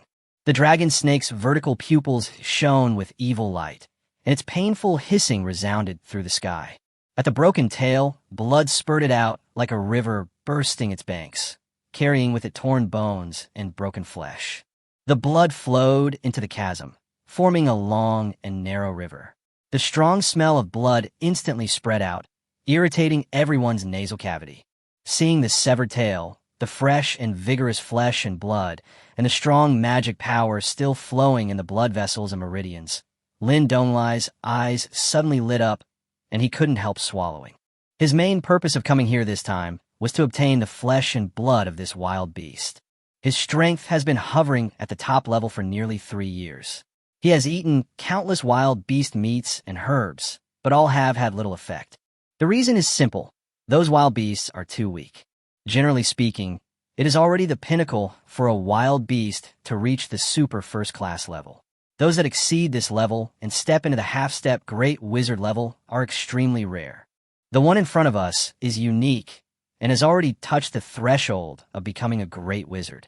Lin Donglai originally thought that what Sun Tian wanted to hunt was just a mountain beast, but he didn't expect it to be such a wild beast like a dragon or snake. The nourishing effect of the blood and flesh of a wild beast is equal to its own magical power. The more powerful the wild beast, the stronger the nourishing effect of its blood and flesh. This shows how precious the flesh and blood of this dragon snake will be. Lin Donglai licked his tongue, and the annoyance he had just felt was swept away. All that remained in his eyes was the pile of flesh and blood tail that was cut off by Sun Tian. Lin Donglai was very excited because even if Sun Tian could not defeat the dragon snake in the end, the tail was already in his pocket.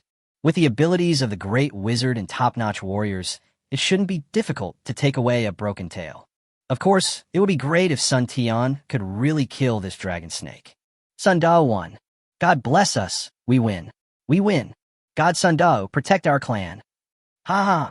Listening to the cheers of the group of sky beastmen on the field who were grimacing in pain, Su Yu's mouth twitched constantly. This group of people is like a cult. Once the sky clears and the rain stops, he feels like he can do it again. Don't you see what you have become now? Bleeding from all 7 orifices, your face is pale, like a zombie, and you still worship that great which is a god. Is this self-brainwashing? Are you invincible? The dragon snake was severely injured, and its body was writhing on the ground. Most of its magic power flowed towards its broken tail under the dragon snake's will. It had to protect the loss of its essence and blood, otherwise it would lose too much blood and be finished before this human took action. The magic power barely sealed the wound, and the blood dried up, but the pain still hit the soul. The dragon snake opened its bloody mouth in pain and could no longer close it. Humph, a dying struggle. Sun Tian smiled contemptuously. Although the previous sword strike had exhausted 70% to 80% of his magical power, it was worth it as it was able to severely injure the opponent. He could see that the dragon snake had lost most of its magical power in order to protect its wounds. Now I still have more than 20% of my magical power left, which should be enough to deal with a dragon snake with a broken tail. He swung the iron knife, only to find that the blade had completely melted into molten iron after the previous blow, losing its shape, and only an ugly handle was left in his hand. Sun Tian threw away the hilt of the knife, rubbed his hands, and snorted coldly. "Forget it. I will send you off with my fists." Hiss! The dragon snake roared angrily, its only remaining fang looking forlorn. It was like a toothless tiger, lashing out in anger at the hunter. Sun Tian's eyes were as cold as ice. He leaped up and landed on the upper jaw of the dragon snake. The dragon snake's pupils stared at him, and he wanted to shake his head to throw it away. But he saw Sun Tian clasp his hands together, raised his fist high, and smashed it down without hesitation. Bang! The huge impact force gathered at one point, and the dragon snake felt pain, but its strong will still did not allow it to lower its proud head to humans. It retracted its neck, opened its bloody mouth wide, and bit Sun Tian. Humph! You're looking for death. Sun Tian remained unmoved. He took 3 steps, leaped to a high place, raised his legs high, performed a tiger fall stance, and poured force in his heels, delivering another attack. Bang! Still holding on. Sun Tian sneered. Fists and kicks fell like heavy rain, and the only sound in the air was bursts of explosions. Sun Tian's eyes turned blood red, and the magic power added by his fists and feet became stronger and stronger. Every punch and kick seemed to beat the opponent into a pulp without mercy. Finally, the dragon snake let out a painful cry. The light in its vertical pupils faded, its long upper body fell limply, and its huge head dropped like a kite with a broken string, plunging into the blood lake it had just created. No more sound. Hey, all that blood, what a waste. Lin Donglai was watching from the side and was jumping up and down. In his eyes, almost the entire body of this dragon snake was a treasure. Flesh and blood are indispensable. He immediately looked at the tribesmen who were still able to move and roared loudly. Quick, find some utensils and collect all that blood. Don't waste a single drop. But the people of the Sky Beast clan looked at each other, looking at the huge dragon snake lying in the blood lake. No one dared to move their legs. Chapter 137, Turning Point 7. Lin Donglai was furious. He jumped over first, kicked a dazed tribesman to the ground, and shouted, "But what the dragon snake is already dead. What's there to be afraid of? Hurry up and go." The dragon snake is dead. The dragon snake is dead. Don't be afraid, brothers. Okay, go and fill the blood water. When the tribesmen came to their senses, they were also afraid that Elder Lin was really angry. So they immediately searched for water containers and ran towards the trench filled with blood. Sun Tian fell on the dragon snake. His face had not recovered yet, half red and half white, and he was gasping for breath. Tasting the joy of victory, he let out a long roar to the sky.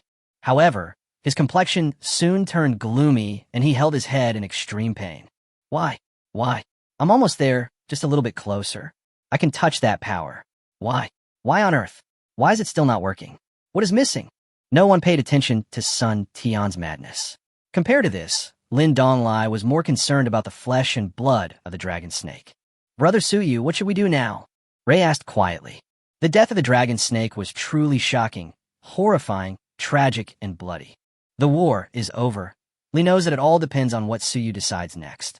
Hong Lang and others also stared over, waiting for Suyu to speak. In the plan that Suyu discussed earlier, they were to wait until the wild beast and the great, which were both injured, and then consider whether to take action based on the severity of their injuries. However, the current situation was very different from the plan. The dragon snake was defeated, but Sun Tian still had nearly 20% of his strength left. Plus, there was Lin Donglai who could recover from his injuries, so the situation was not optimistic. Unless he kills Lin Donglai first and then confronts Sun Tian, there may still be a chance of winning. But that's unlikely. Lin Donglai was very close to Sun Tian.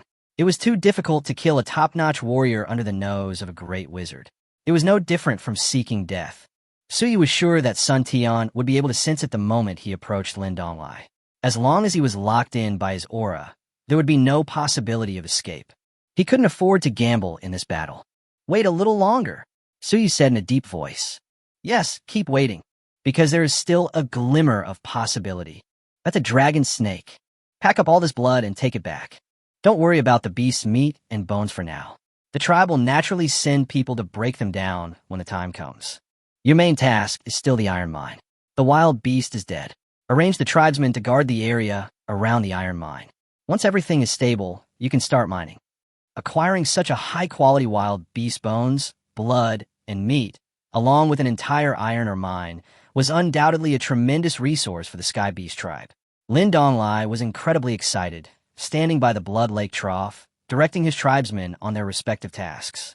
Elder Lin, do we need to send someone back to the clan to notify them now? The top-notch warrior who had recovered from his injuries came forward and asked softly. Lin Donglai glanced sideways and replied in a deep voice. Yes, but the messenger's speed is a bit slow. The carcasses of wild beasts and the iron ore are both precious resources. I'm worried that if things take too long, something might go wrong. It's inevitable that other ignorant tribes will come to cause trouble. This time, you'll be the one to deliver the message. Logically speaking, delivering a message is something that shouldn't be done by a top-notch warrior. This top-notch warrior in his 40s was dissatisfied and frowned, but still nodded helplessly. Because Lin Donglai's position was higher than theirs, and he also cured their injuries, even though they were extremely unwilling, they had no choice but to accept their fate. The middle-aged warrior forced a smile and said, Okay, I'll follow Elder Lin's instructions. I'll make some preparations and then set off. Inside the trench, members of the Sky Beast tribe formed a long line, relaying the blood of the dragon snake in bamboo tubes and wooden barrels. The overwhelming stench made them feel dizzy. They covered their mouths and noses with linen, their excitement evident in their expressions. Because this was a huge victory, everyone would receive a lot of rewards after returning, so naturally they would work harder. After a long time, Sun Tion's figure fell from the dragon's body and appeared beside Lin Donglai with a gloomy and terrifying expression. I'll leave everything here to you. I'm going to rest. Do you need some help to recover? Seeing Sun Tion's bad face, Lin Donglai understood that this man didn't get what he wanted. As smart as Lin Donglai was, he naturally didn't ask any further questions without being tactful. No need. Come back to me after you've dealt with everything here. Sun Tion shook his head and walked away. Crack, crack, crack. The crisp sound of shattering was heard quietly at this moment, but it was completely drowned out by the noisy cheers of the Sky Beast tribe. Lin Donglai, who was standing on the ditch, inexplicably felt that something was wrong. He squinted his eyes and looked around, his head full of question marks. I seemed to hear some strange sound, until his ears were filled with sudden, strange noises. Snip, click, papa. Lin Donglai looked in the direction of the voice. His pupils gradually dilated, curiosity and shock intertwined. He was stunned for a moment and was speechless. The dark scales of a dragon snake were falling off piece by piece, revealing the bloody flesh inside. The problem was that the skin and flesh looked so dry and were cracking inch by inch along with the lines on the body. The scene was so weird that it was incomprehensible. At the same time, there was movement in the trench. Some of the tribesmen suddenly stiffened their bodies, their brains stopped for a moment, their faces became ferocious, and their skin and flesh tightened rapidly, as if tightly clinging to their bones, revealing their blood vessels. Day, what's wrong with you? Don't scare me. Goo, help me. Before the tribesman called Day could respond, a cry for help came from behind him. The Sky Beast tribe member who noticed something unusual turned around in a hurry, and was so scared that the wooden barrel in his hand fell into the blood at his feet. Help me, I feel. Another tribesman hadn't finished speaking when his mind went blank, and he instantly became listless and shriveled. Elder Lin, come and see. This tribesman was extremely frightened. He sat down on the edge of the ditch and shouted at Lin Donglai in the distance. The blood under his feet seemed to have life, seeping into the pores of his feet and directly melting into his flesh and blood. Immediately, he felt the blood in his body begin to flow uncontrollably at a rapid rate, as if a suction force appeared at the soles of his feet, sucking out all the consciousness in his brain. He became shriveled and thin, and his blood and essence disappeared in an instant. One by one, the tribesmen turned into mummies in an instant, and terror spread among the crowd. Lin Donglai heard the wailing of his tribesmen, and a riot was about to break out. Hiss! The dragon snake fell beside the ditch, its ferocious head buried deep in the blood lake. The blood in the ditch, mixed with the blood of dozens or hundreds of celestial beasts, all gathered together and flowed into its mouth. Chapter 138, Enlightenment 8. Crash! As bursts of shattering sound spread, a huge shadow rose into the sky, blocking out the sun. The dragon snake raised its upper body and came back to life. Its scales, including its outer skin, were all shattered and falling. Its huge mouth opened wide, and a roar filled with magical power set off a violent storm that swept towards Sun Tian in the distance. Sun Tian's heart suddenly trembled. Not dead. How is that possible?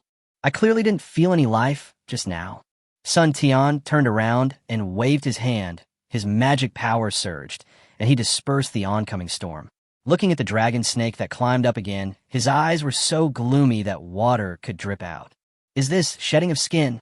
The dragon snake's body was obviously smaller than before, and even its broken tail had healed. Noticing the change in the other party's magical power, Sun Tian's expression became more solemn, and his brows were furrowed. The eyes of the man and the beast met. Sun Tian's face turned pale immediately.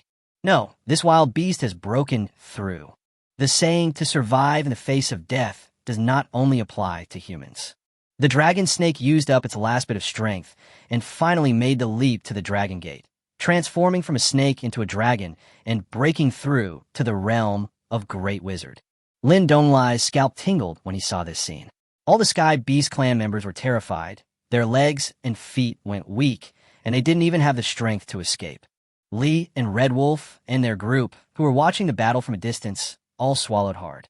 The dragon snake's aura, which was completely different from just now, had enveloped the entire place, planting the seeds of fear deep in everyone's hearts. Suyu remained motionless, silently watching everything in front of her. The dragon snake was indeed defeated just now, but it did not die. It fooled everyone. Unfortunately, Suyu's system couldn't be fooled. On the map radar, the huge red dot representing the dragon snake was still flashing vigorously. This dragon snake seems to have the ability to fight back. For Suyu, this was undoubtedly exciting good news. The only unexpected thing was that the dragon snake did not suffer a fatal blow, but instead broke through in the battle and was reborn from the ashes. It's bad enough that things keep turning around. The important thing is that none of it goes according to my plan. However, Suyu's knitted brows relaxed instantly, and looking at the man and the beast who had a deep blood feud, hope rekindled in her heart. A dragon snake that has entered the realm of Great Wizard by relying on its dying counterattack, and a Great Wizard with only 20% of his wizard power left. A 50-50 situation. Isn't this what he wants to see? If we continue to fight like this, the outcome might really turn out as we expect. There is a way. Suyu's guess was of course correct. Although the dragon snake had crossed the Great Wizard level, its injuries were still very serious, and its remaining wizard power was very limited.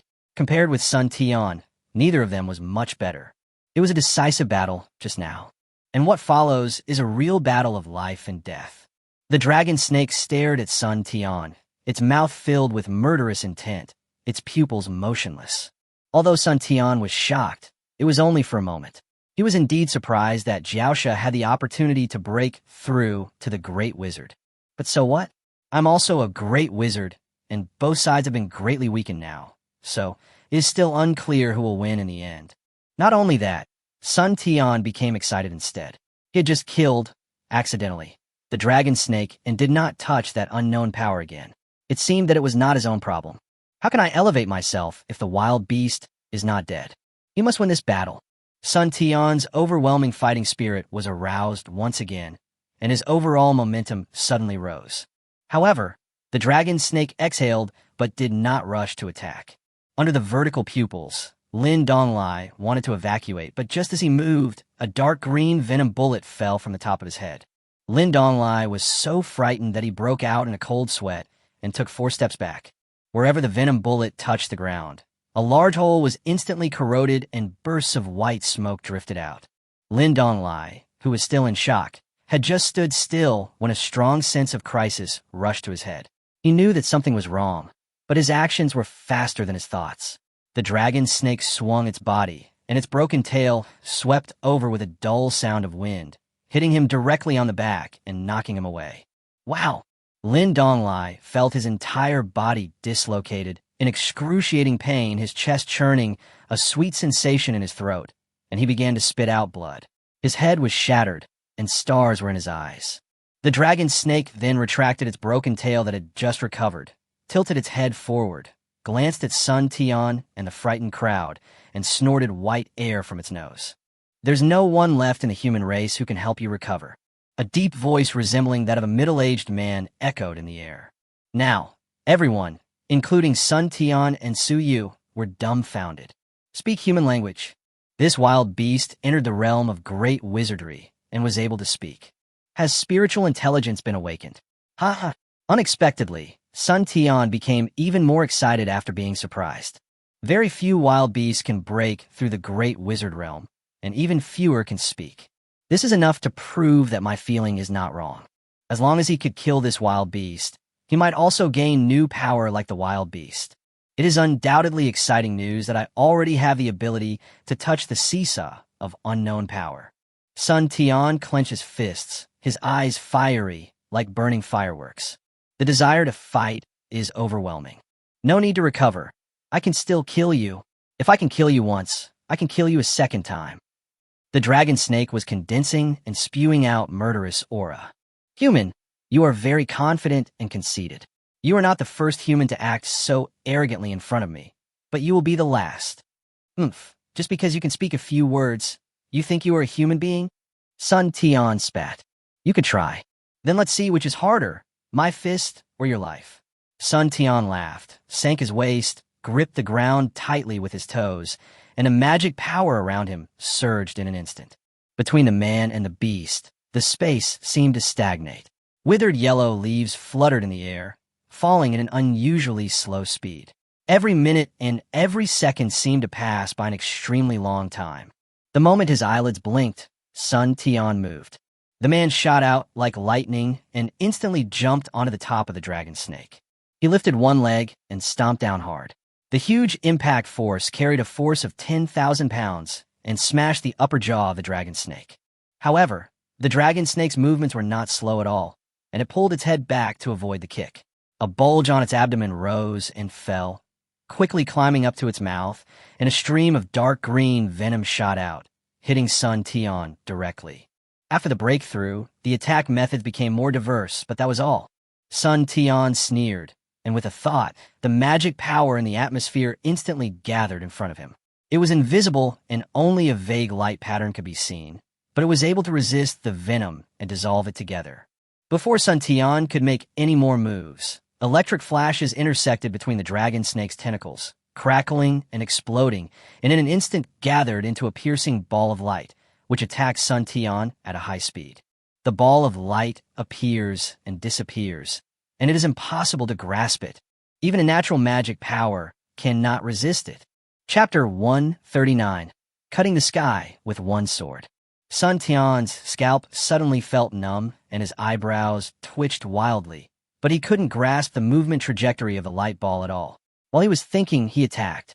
Seeing the ball of light appearing in front of his face, Sun Tian could clearly feel the exploding electric shock on his face.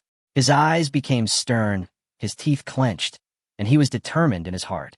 He lowered his head, and his body made a sound like an air cannon impact, and he rushed toward the dragon snake again like a cannonball. The dragon controls thunder and lightning. I didn't expect it to be true. So he was speechless.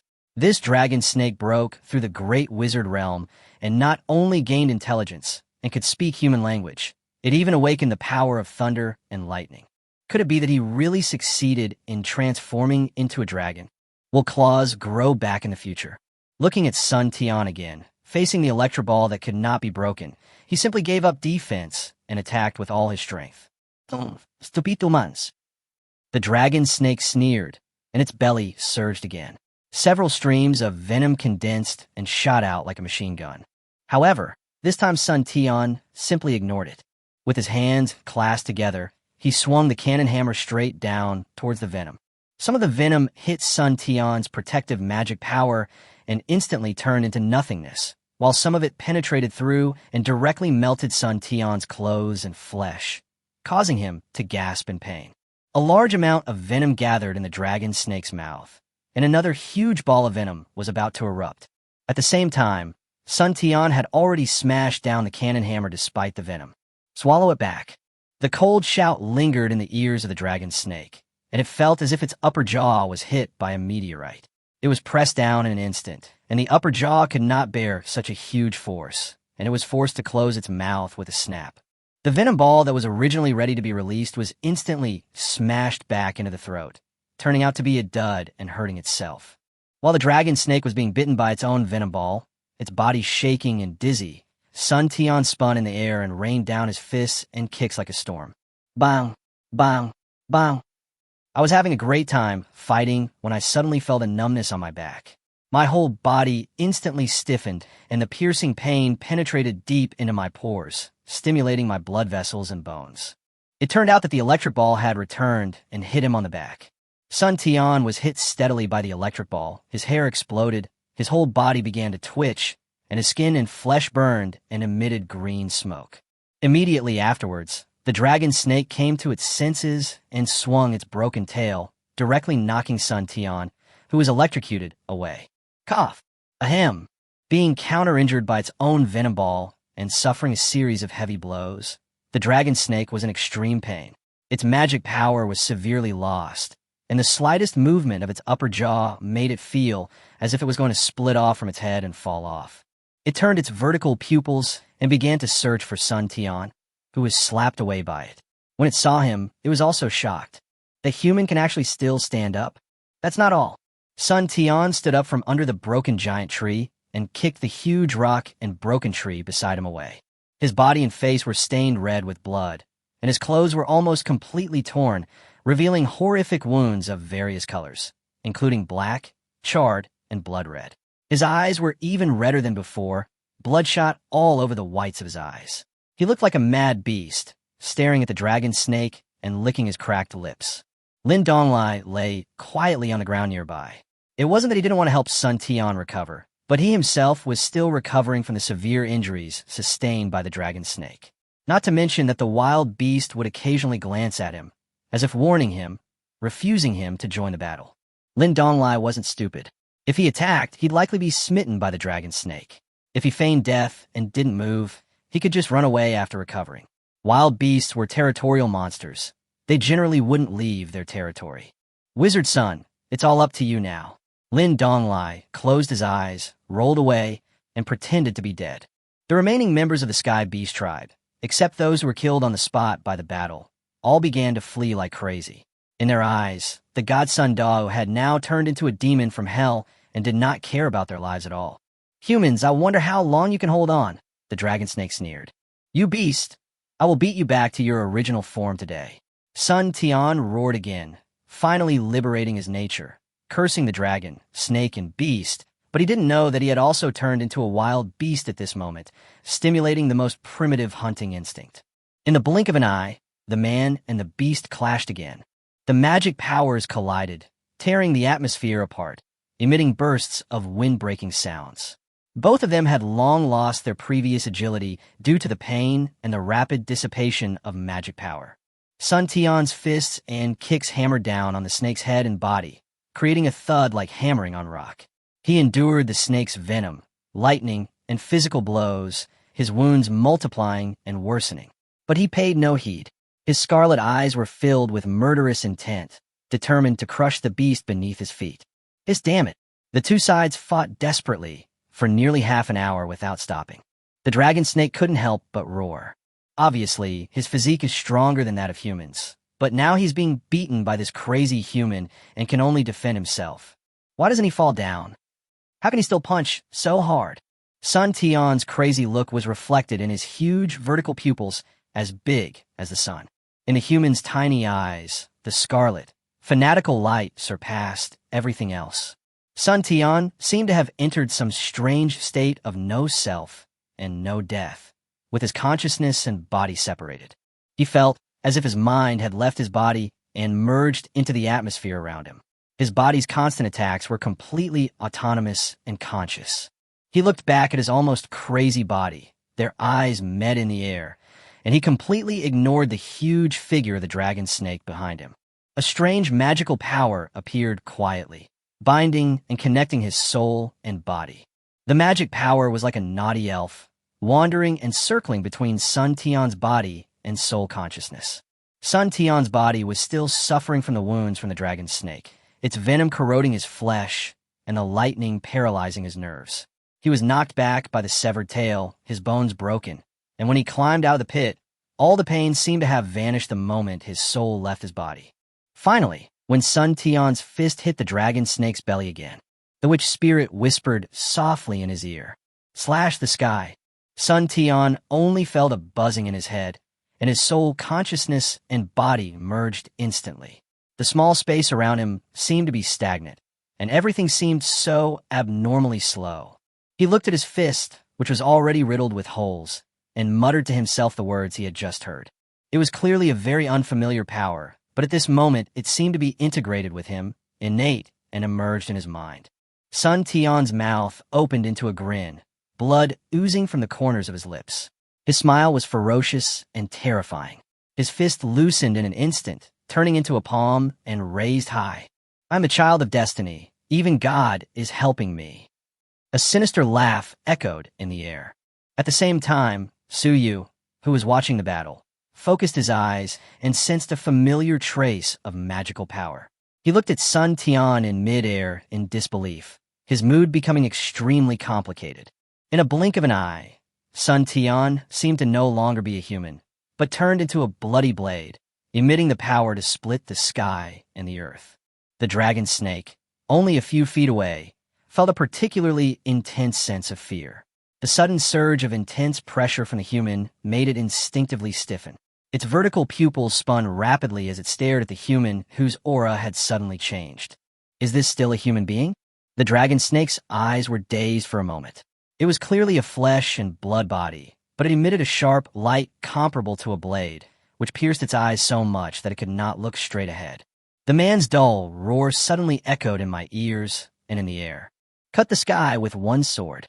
Chapter 140. Thank you for the rocket. Is a combat skill. Why? If he had such a powerful fighting skill, why didn't he use it at the beginning? The dragon snake couldn't understand, just as it couldn't understand why Sun Tian could control the atmospheric magic power. This is a gift from the world. How did the dragon snake know about it? In a flash, Sun Tian's palm chopped down vertically. It looks gentle and casual, but just like its name, it carries enough energy to cut through the sky. Puff! Waves of blood spurted out from the dragon snake's belly in a waterfall-like shape. Sun Tian brought down his palm, and the dragon snake's abdomen was directly pierced through, revealing a long and narrow hole. The wild beast's body was split open by its bare hands, and even Lin Donglai, who was pretending to be dead, was stunned. If Sun Tian had not been lacking in magical power and severely injured this time, this palm strike would have been able to cut the dragon snake in two. Through the bloody mouth of the dragon snake, one could clearly see the sky behind it. The blood sprayed like dye, painting the sky blood red. Ah! It was not until it had sprayed Sun Tian in front of it into a bloody man that the dragon snake felt the huge pain. It looked at the huge wound on its body in disbelief and finally roared in pain. Sun Tian showed no mercy. He leaped up and raised his leg to hit the dragon snake's neck fiercely. There was a loud bang, and the dragon snake's neck suddenly bulged backwards. The momentary suffocation, mixed with the unbearable pain in the abdomen, caused its brain to temporarily shut down. Its whole body began to shake, and it fell down with a loud bang. Sun Tian had no intention of stopping the crazy bloody man. On the way down, he twisted his body again and rushed out like a whirlwind. His hands were like cannon hammers, his legs were slightly bent, his waist sank, and the whole person fell down in an instant like a meteorite from the sky. Boom! This blow caused widespread cracks on the ground, and the surrounding mountains and forests shook. Dust was stirred up like a wave sweeping towards the sky. Immediately, the ground beneath the dragon snake broke, and part of its body fell directly down. The air was filled with smoke and dust, and then everything returned to calm. Win-win. The wild beast is finally dead. Dead. He must be dead. Lin Donglai got up from the ground, surprised by Sun Tian's desperate counterattack, surprised by the stunning final series of combos, and surprised that such a powerful beast could die at the hands of Sun Tian. Seeing Sun Tian swaying on the dragon's body, he immediately ran over without stopping. Such people must never be made enemies. I just hope he won't mind my cowardice just now. However, before Lin Donglai could get close, a heart-wrenching roar broke through the sky, shaking off the surrounding dust. Human, I will drag you down with me to be buried. The dragon snake was still alive. Lin Donglai was so frightened that he dared not move. What he saw was that the dragon snake coiled its huge body into a circle, wrapping up Sun Tian and squeezing him in the middle. Born a giant python, it possessed a natural ability to entangle and strangle its opponent. Now, with barely a breath left, its magical powers and abilities no longer usable, it could only rely on instinct, attempting to drag the human who had severely injured it down with it to its grave. Sun Tion's eyes were bloodshot. Although there was only less than half of his magic power left in his body, it was not difficult for him to break free from the restraints. He sneered and looked at the vertical pupil hanging on the ground, with only contempt in his eyes. A wild beast struggling to death, so ridiculous. Unfortunately, you are the only one who will die. After this, your flesh, blood, and bones will become resources for our tribe. Sun Tian shook his shoulders twice and clenched his fists. Since you are so dishonest, I will beat you until you die. The remaining magic power is enough to kill a dying wild beast with a hammer. The dragon snake's seemingly terrifying flesh-crushing ability was incredibly fragile under Sun Tian's remaining great wizard realm power. He poured strength into his legs, stretched his arms, and with a simple wave of his palm, he was able to break free from the dragon snake's body. But in this instant, Sun Tian's body suddenly stiffened, as if a terrifying force had locked onto him and was about to fly towards him. Is anyone else there? Who is it? What realm of power? Sun Tian was shocked and hurriedly turned his head to check the energy. Soon, he looked at a huge rock 1,000 meters away. There seemed to be a young man standing.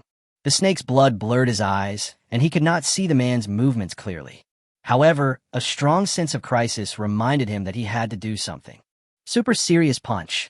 Suyu, who was standing on the boulder, bent his bow and pointed the arrow at Sun Tian. Sun Tian's strength has been exhausted, and only 1/10 of his magical power remains. This is a godsend opportunity. After the evolution, a serious punch, the magic power increased several times and raged on the Qilin arm. Suyu poured all the magic power in his body into one place, and the bow and the human body merged, like a laser turret about to fire, bursting out with terrifying power. But this is still not enough. Suyu's eyes were stern, and her teeth were biting her lips. Shadow of witch power. The huge phantom outside the body solidified instantly, and the thick arms that looked like Dharma images gently grasped its body. The momentum that had been sharp at first suddenly rose again, and the violent and furious witch power formed an invisible hurricane around him, and the dead leaves, mud and stones around him began to spiral away. Kill him while he is ill. Sun Tian is not the only one who knows this common sense. Villains die because they talk too much, and heroes also die because they talk too much. Naturally, so you would not be like Sun Tian, who would talk nonsense with Jiaosha while having the chance to win. I just want you to go to heaven. Now, immediately. It's that simple. Suyu shouted in a deep voice. Yuzu, power up. Okay, great witch Su. Yuzu, who already knew the plan and had experience with the skill, nodded immediately. The violent blast in front of her made it difficult for her to open her eyes, but she was still concentrating. For the first time in her life, she used her skill with such dedication, witchcraft and physical enhancement. Just as Suyu guessed, people with strong magical powers will feel a very obvious increase in their physical abilities. Not only the quality of the magic power, but also all aspects of the physical abilities were sublimated to the extreme in an instant. Suyu even had a feeling. While he was in a daze, part of his torso had already touched the dimension of the great wizard. The huge and vast wizard power flowed in his body and gathered towards the Qilin arm, according to his thoughts. The veins on his right arm were throbbing wildly, and his entire arm felt like a meteorite, solid and hard, indestructible. Everything seemed so unreal. But now there is no time for him to feel it carefully. Suyu stared at Sun Tian, and Sun Tian shook off the blood on his eye mask and looked back at her. Facing each other, one is solemn and murderous, the other is frightened. Suyu raised the corner of her mouth. Thank you for the rocket.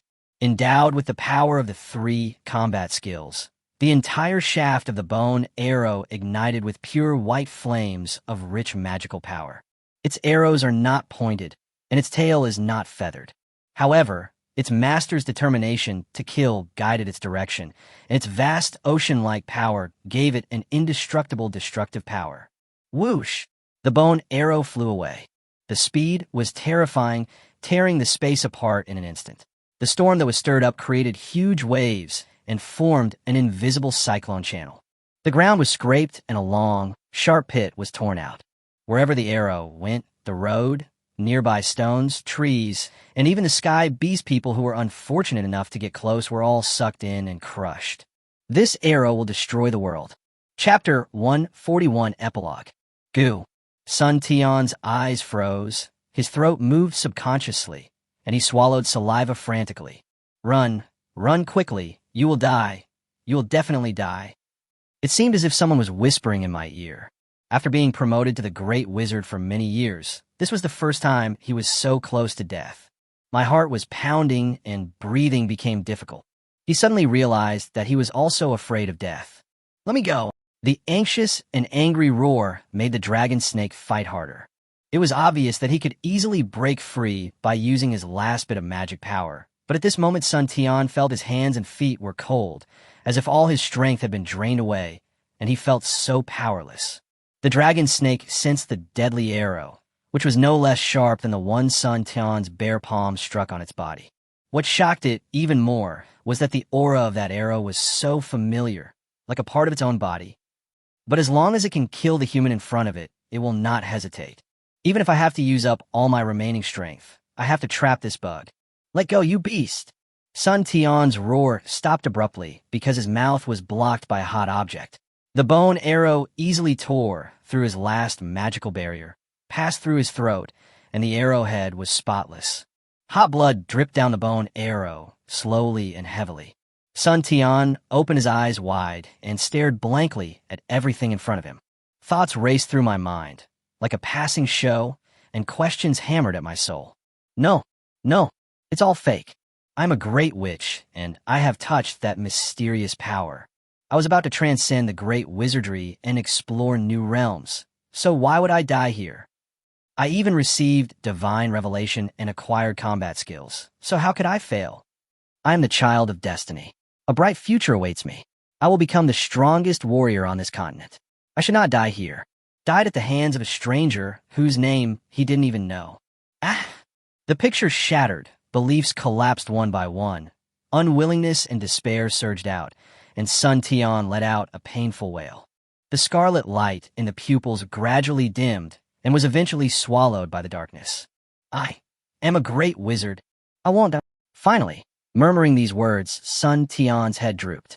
Puff! What's funny is that the angry dragon snake didn't even want to hear his last bit of complaint and directly minced his body, which was still warm, into minced meat. A great wizard of his generation died just like that, and in the end, not even a complete body was left behind. Non, impossible, impossible. Sun Tian actually died, killed by a human being right under his own nose. This was 100 times more shocking than being killed by a wild beast. Lin Donglai was completely dumbfounded. The arrow just flew past him, and the sharp wind like a knife made his skin hurt. If he didn't have top-notch strength, he would probably be sucked in and smashed into pieces like those stones and trees. Elder Lin, be careful. Boy, you dare. At the moment when Lin Donglai was shocked, the other two top-notch warriors in the tribe suddenly rushed towards him. His eyes were full of surprise and hatred, and he swung the iron sword in his hand, as if he was going to fight something. However, a huge arm formed by witchcraft power came down with a whoosh, and the two tribesmen were knocked to the ground without any resistance. Blood spurted out, flesh and bones exploded, and blood splattered on the spot. Lin Donglai was so frightened by the series of events that he was stunned. Looking at the corpses of the two top-notch warriors who died violently, he actually grinned and laughed. Those were two top-notch warriors, not just cabbages or clay pots. How could they be smashed to pieces just like that? Ha ha! This is so funny. How is it possible? How is it possible? Lin Donglai reacted and fell to the ground with a thud. The continuous shocks had made him numb, and he sat down on the ground. Then, a fair and handsome man's face appeared in front of her. It was this young man who had just shot Sun Tian to death with an arrow and slapped to death two top-notch warriors. He appeared in front of him, carrying a strange weapon made of bones on his back, and half knelt down to look at him. Behind him, there was a man and 3 women. The man had tentacles on his head and was a ghost human. The 3 women had huge differences in strength, and one could sense the powerful witchcraft power coming from the slender girl who walked the fastest.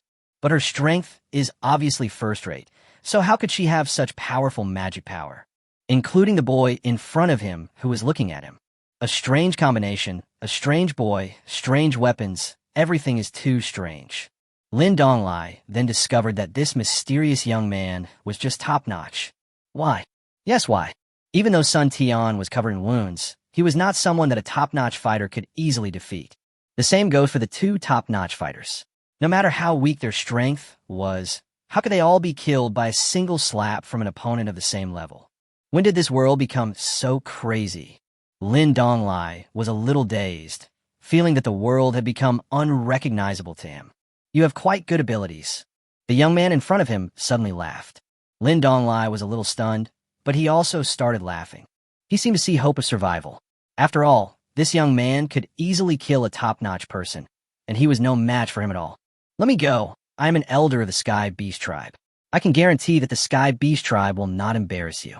Lin Donglai saw the clan crest on the boy's arm, a strange circle and stick pattern he had never seen before. Yet, the clothing they wore was conspicuous and precious, made of fine linen and some kind of silk thread, something not often found in other small tribes. Elder Lin, there are enemies. Quickly protect Elder Lin. Many members of the Sky Beast Tribe hid in the bushes with their heads down out of fear, completely unaware of what was happening before their eyes. Sun Tian died, with blood and flesh flying everywhere. Only a few brave tribesmen saw the whole process, but they were so scared that they were trembling with fear and dared not say a word. Two top-notch fighters were dead, and only a few people dared to look up. Su Yu's arrows and slaps were clean and neat, without any drag. The tribesmen were completely unaware of the two bloody corpses buried in the mud on the ground. When they came to their senses, they saw strangers approaching their elders with weapons. As the saying goes, ignorance is bliss. Dozens or even hundreds of Sky Beast clan members gathered around, trembling. Elder Lin, we are here. Kill them. This group of frightened and numb tribesmen were so shocked that they forgot that Lin Donglai was a top-notch warrior. Su Yu didn't even raise her head. Li, who was standing behind her, frowned and waved her little hand. The sound is crisp and pleasant. Destruction, great spiral holy lance. After the skill has evolved, the owner will instinctively sense all information. If Su Yu had not taken the initiative to tell Li about this, she would probably have boasted about whether she was a genius. Chapter 142, Transaction. Red Wolf was on guard at the side, while Pico and Yuzu stayed close to Su Yu and Li, feeling a little scared. As soon as Li finished speaking, huge earth elements gathered in the air in an instant, and dozens of huge earthen spiral spears quickly took shape, bombarding the Sky Beast Tribe warriors who were rushing towards them. Funeral in an earthen coffin. Earth pits appeared one after another with the attacks of the spiral gun, swallowing up the dead and living members of the Sky Beast Tribe. She takes care of both killing and burial, providing one-stop funeral services worthy of being an Earth Elemental Priestess. This massacre directly swept through a large number of warriors from the Sky Beast Tribe. The remaining 100 or so people retreated one after another, terrified and afraid to move. Su Yu did not pay attention to the chaotic battlefield. The reason why he directly killed the two top-notch fighters was to solve unnecessary trouble for Li Xian. Lin Donglai swallowed his saliva again. Thick earth elements filled the air, and he reacted instantly. That woman is a witch. Is this what a witch is like? How could those women who were arbitrarily driven away by tribal groups and had difficulty breaking through to the second rate be so strong? What the hell are these gods in front of me? Hello. Su Yu gently patted Lin Donglai's face and asked, "Are there only so many of you here?" Yes, that's all." Lin Donglai responded subconsciously. Oh, Su Yu smiled with satisfaction. "In that case, you are worthless. Su Yu does not need an elder who is used to living a miserable life and abandoning his people, no matter how powerful he is. Moreover, Su Yu did not think that someone who could sit in the position of elder in the Sky Beast Tribe and even command top-notch warriors of the same level would be willing to work for him. Tianshi is indeed a good choice, but also depends on the person. Well, I just simply hate this pointed-faced man." Su Yu raised her palm and slapped it down directly under Lin Donglai's frightened gaze. "Don't kill." Puff. His hands and shoulders were shaking, and he left without a second thought. Finish the work. Su Yu glanced around, counted carefully on the system's map radar, and then said to Li and Honglang, "There are still 123 members of the Sky Beast tribe left. Gather them together in the open space. Don't let any of them escape. We will decide whether to kill them or not later, but no one can be let go." Suddenly, a familiar voice sounded in my mind. Ding! Summary complete. The host has killed a great wizard-level opponent for the first time, triggering a special reward. The chance of successfully breaking through the realm next time increases by 100%. Suyu's eyes lit up with surprise. This meant that breaking through to the half-step great wizard level would be a piece of cake for her. Lao Sun, have a safe journey. However, there are more important things to do at the moment. Sun Tian's body was broken into pieces.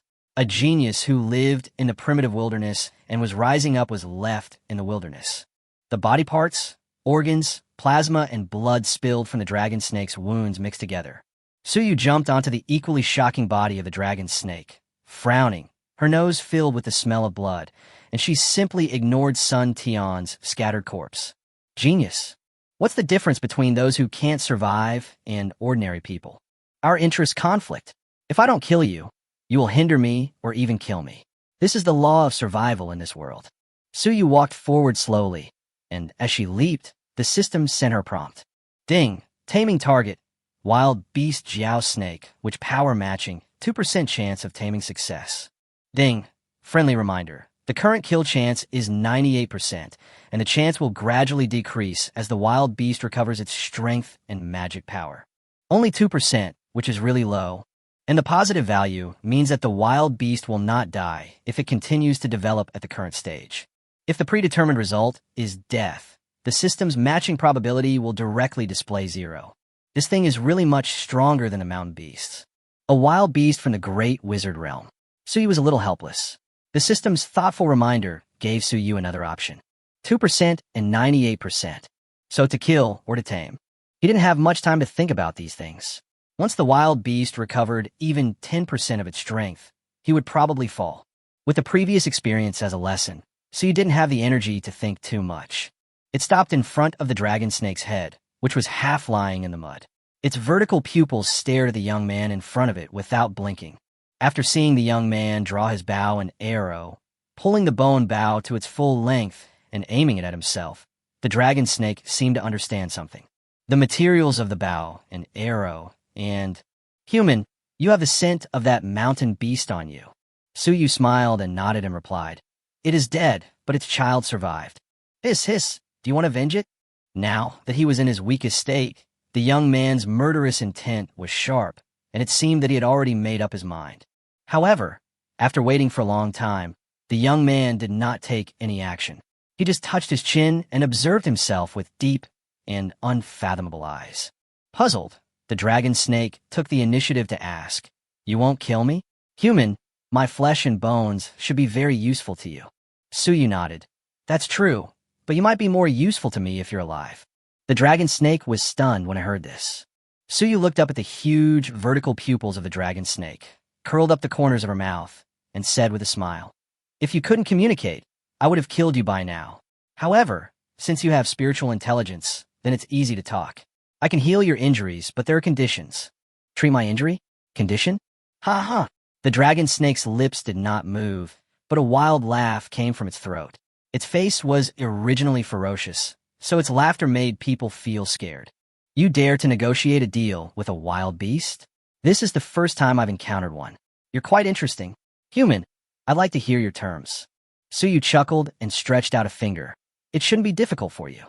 Help me guard this iron mine for a year. If you want to unconditionally enslave a wild beast of this level, you will most likely end up with both sides destroyed. The system only provides the chance of successful animal taming, which does not mean that they will not resist. The corpse of a wild beast and a living ally, the latter will be more valuable. The 1-year time limit is to build a bridge for cooperation between the two sides. Only when you have hope in the days when you are controlled by others can you have motivation, right? You want iron ore?" The dragon snake was surprised. "That's right, but now the information about this iron mine has been leaked. Sooner or later, another tribe will come to occupy it, so I need a qualified guard." Suyu looked at the snake cunningly. The dragon snake seemed to finally understand and laughed like thunder again. The light in its vertical pupils that had originally dissipated became brighter. "Ha ha, so I'm more useful alive than dead. Surely there is no guard more qualified than a wild beast from the great wizard realm. Even if the Alliance wants to take action here, it needs to weigh the pros and cons again and again. Chapter 143, it's done. So you slowly took off the bone bow, drew the bow, and put the arrow on it, and easily drew a full circle. The bone arrows carried a sharp, murderous aura, as if they could penetrate everything. How about this? Heal your wounds and guard the iron mine for me for a year, or I'll kill you now. Choose one. The dragon snake was silent, its pupils motionless, as if it wanted to see through Suyu. After a long time, it snorted, "Human, aren't you afraid that I will eat you after I recover from my injuries?" Suyu couldn't help but shrugged and said without any concern, "Of course I'm scared, so I need you to do one thing."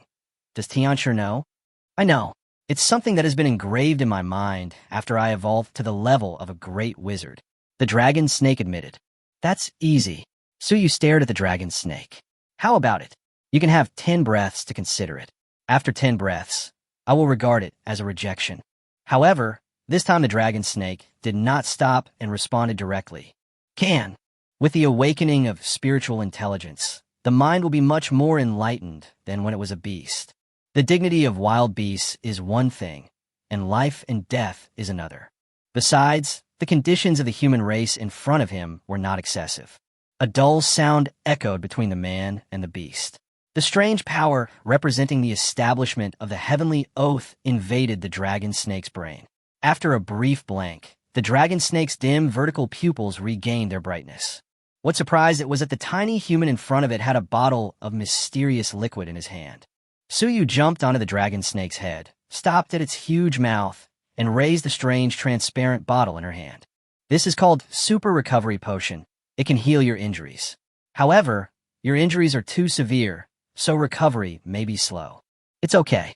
We wild beasts have strong recovery abilities. The dragon snake snorted. To be honest, it didn't quite believe what this human said. Could such a small bottle heal its injuries? Stop joking. Since he chose not to kill me, that was enough. I could just treat this false kindness as a play for him and pretend I believed it. Just pour it into my mouth. Great. Suyu pulled out the cork and poured out the semi-green, transparent liquid inside. The liquid flowed along the dragon snake's grinning mouth and into the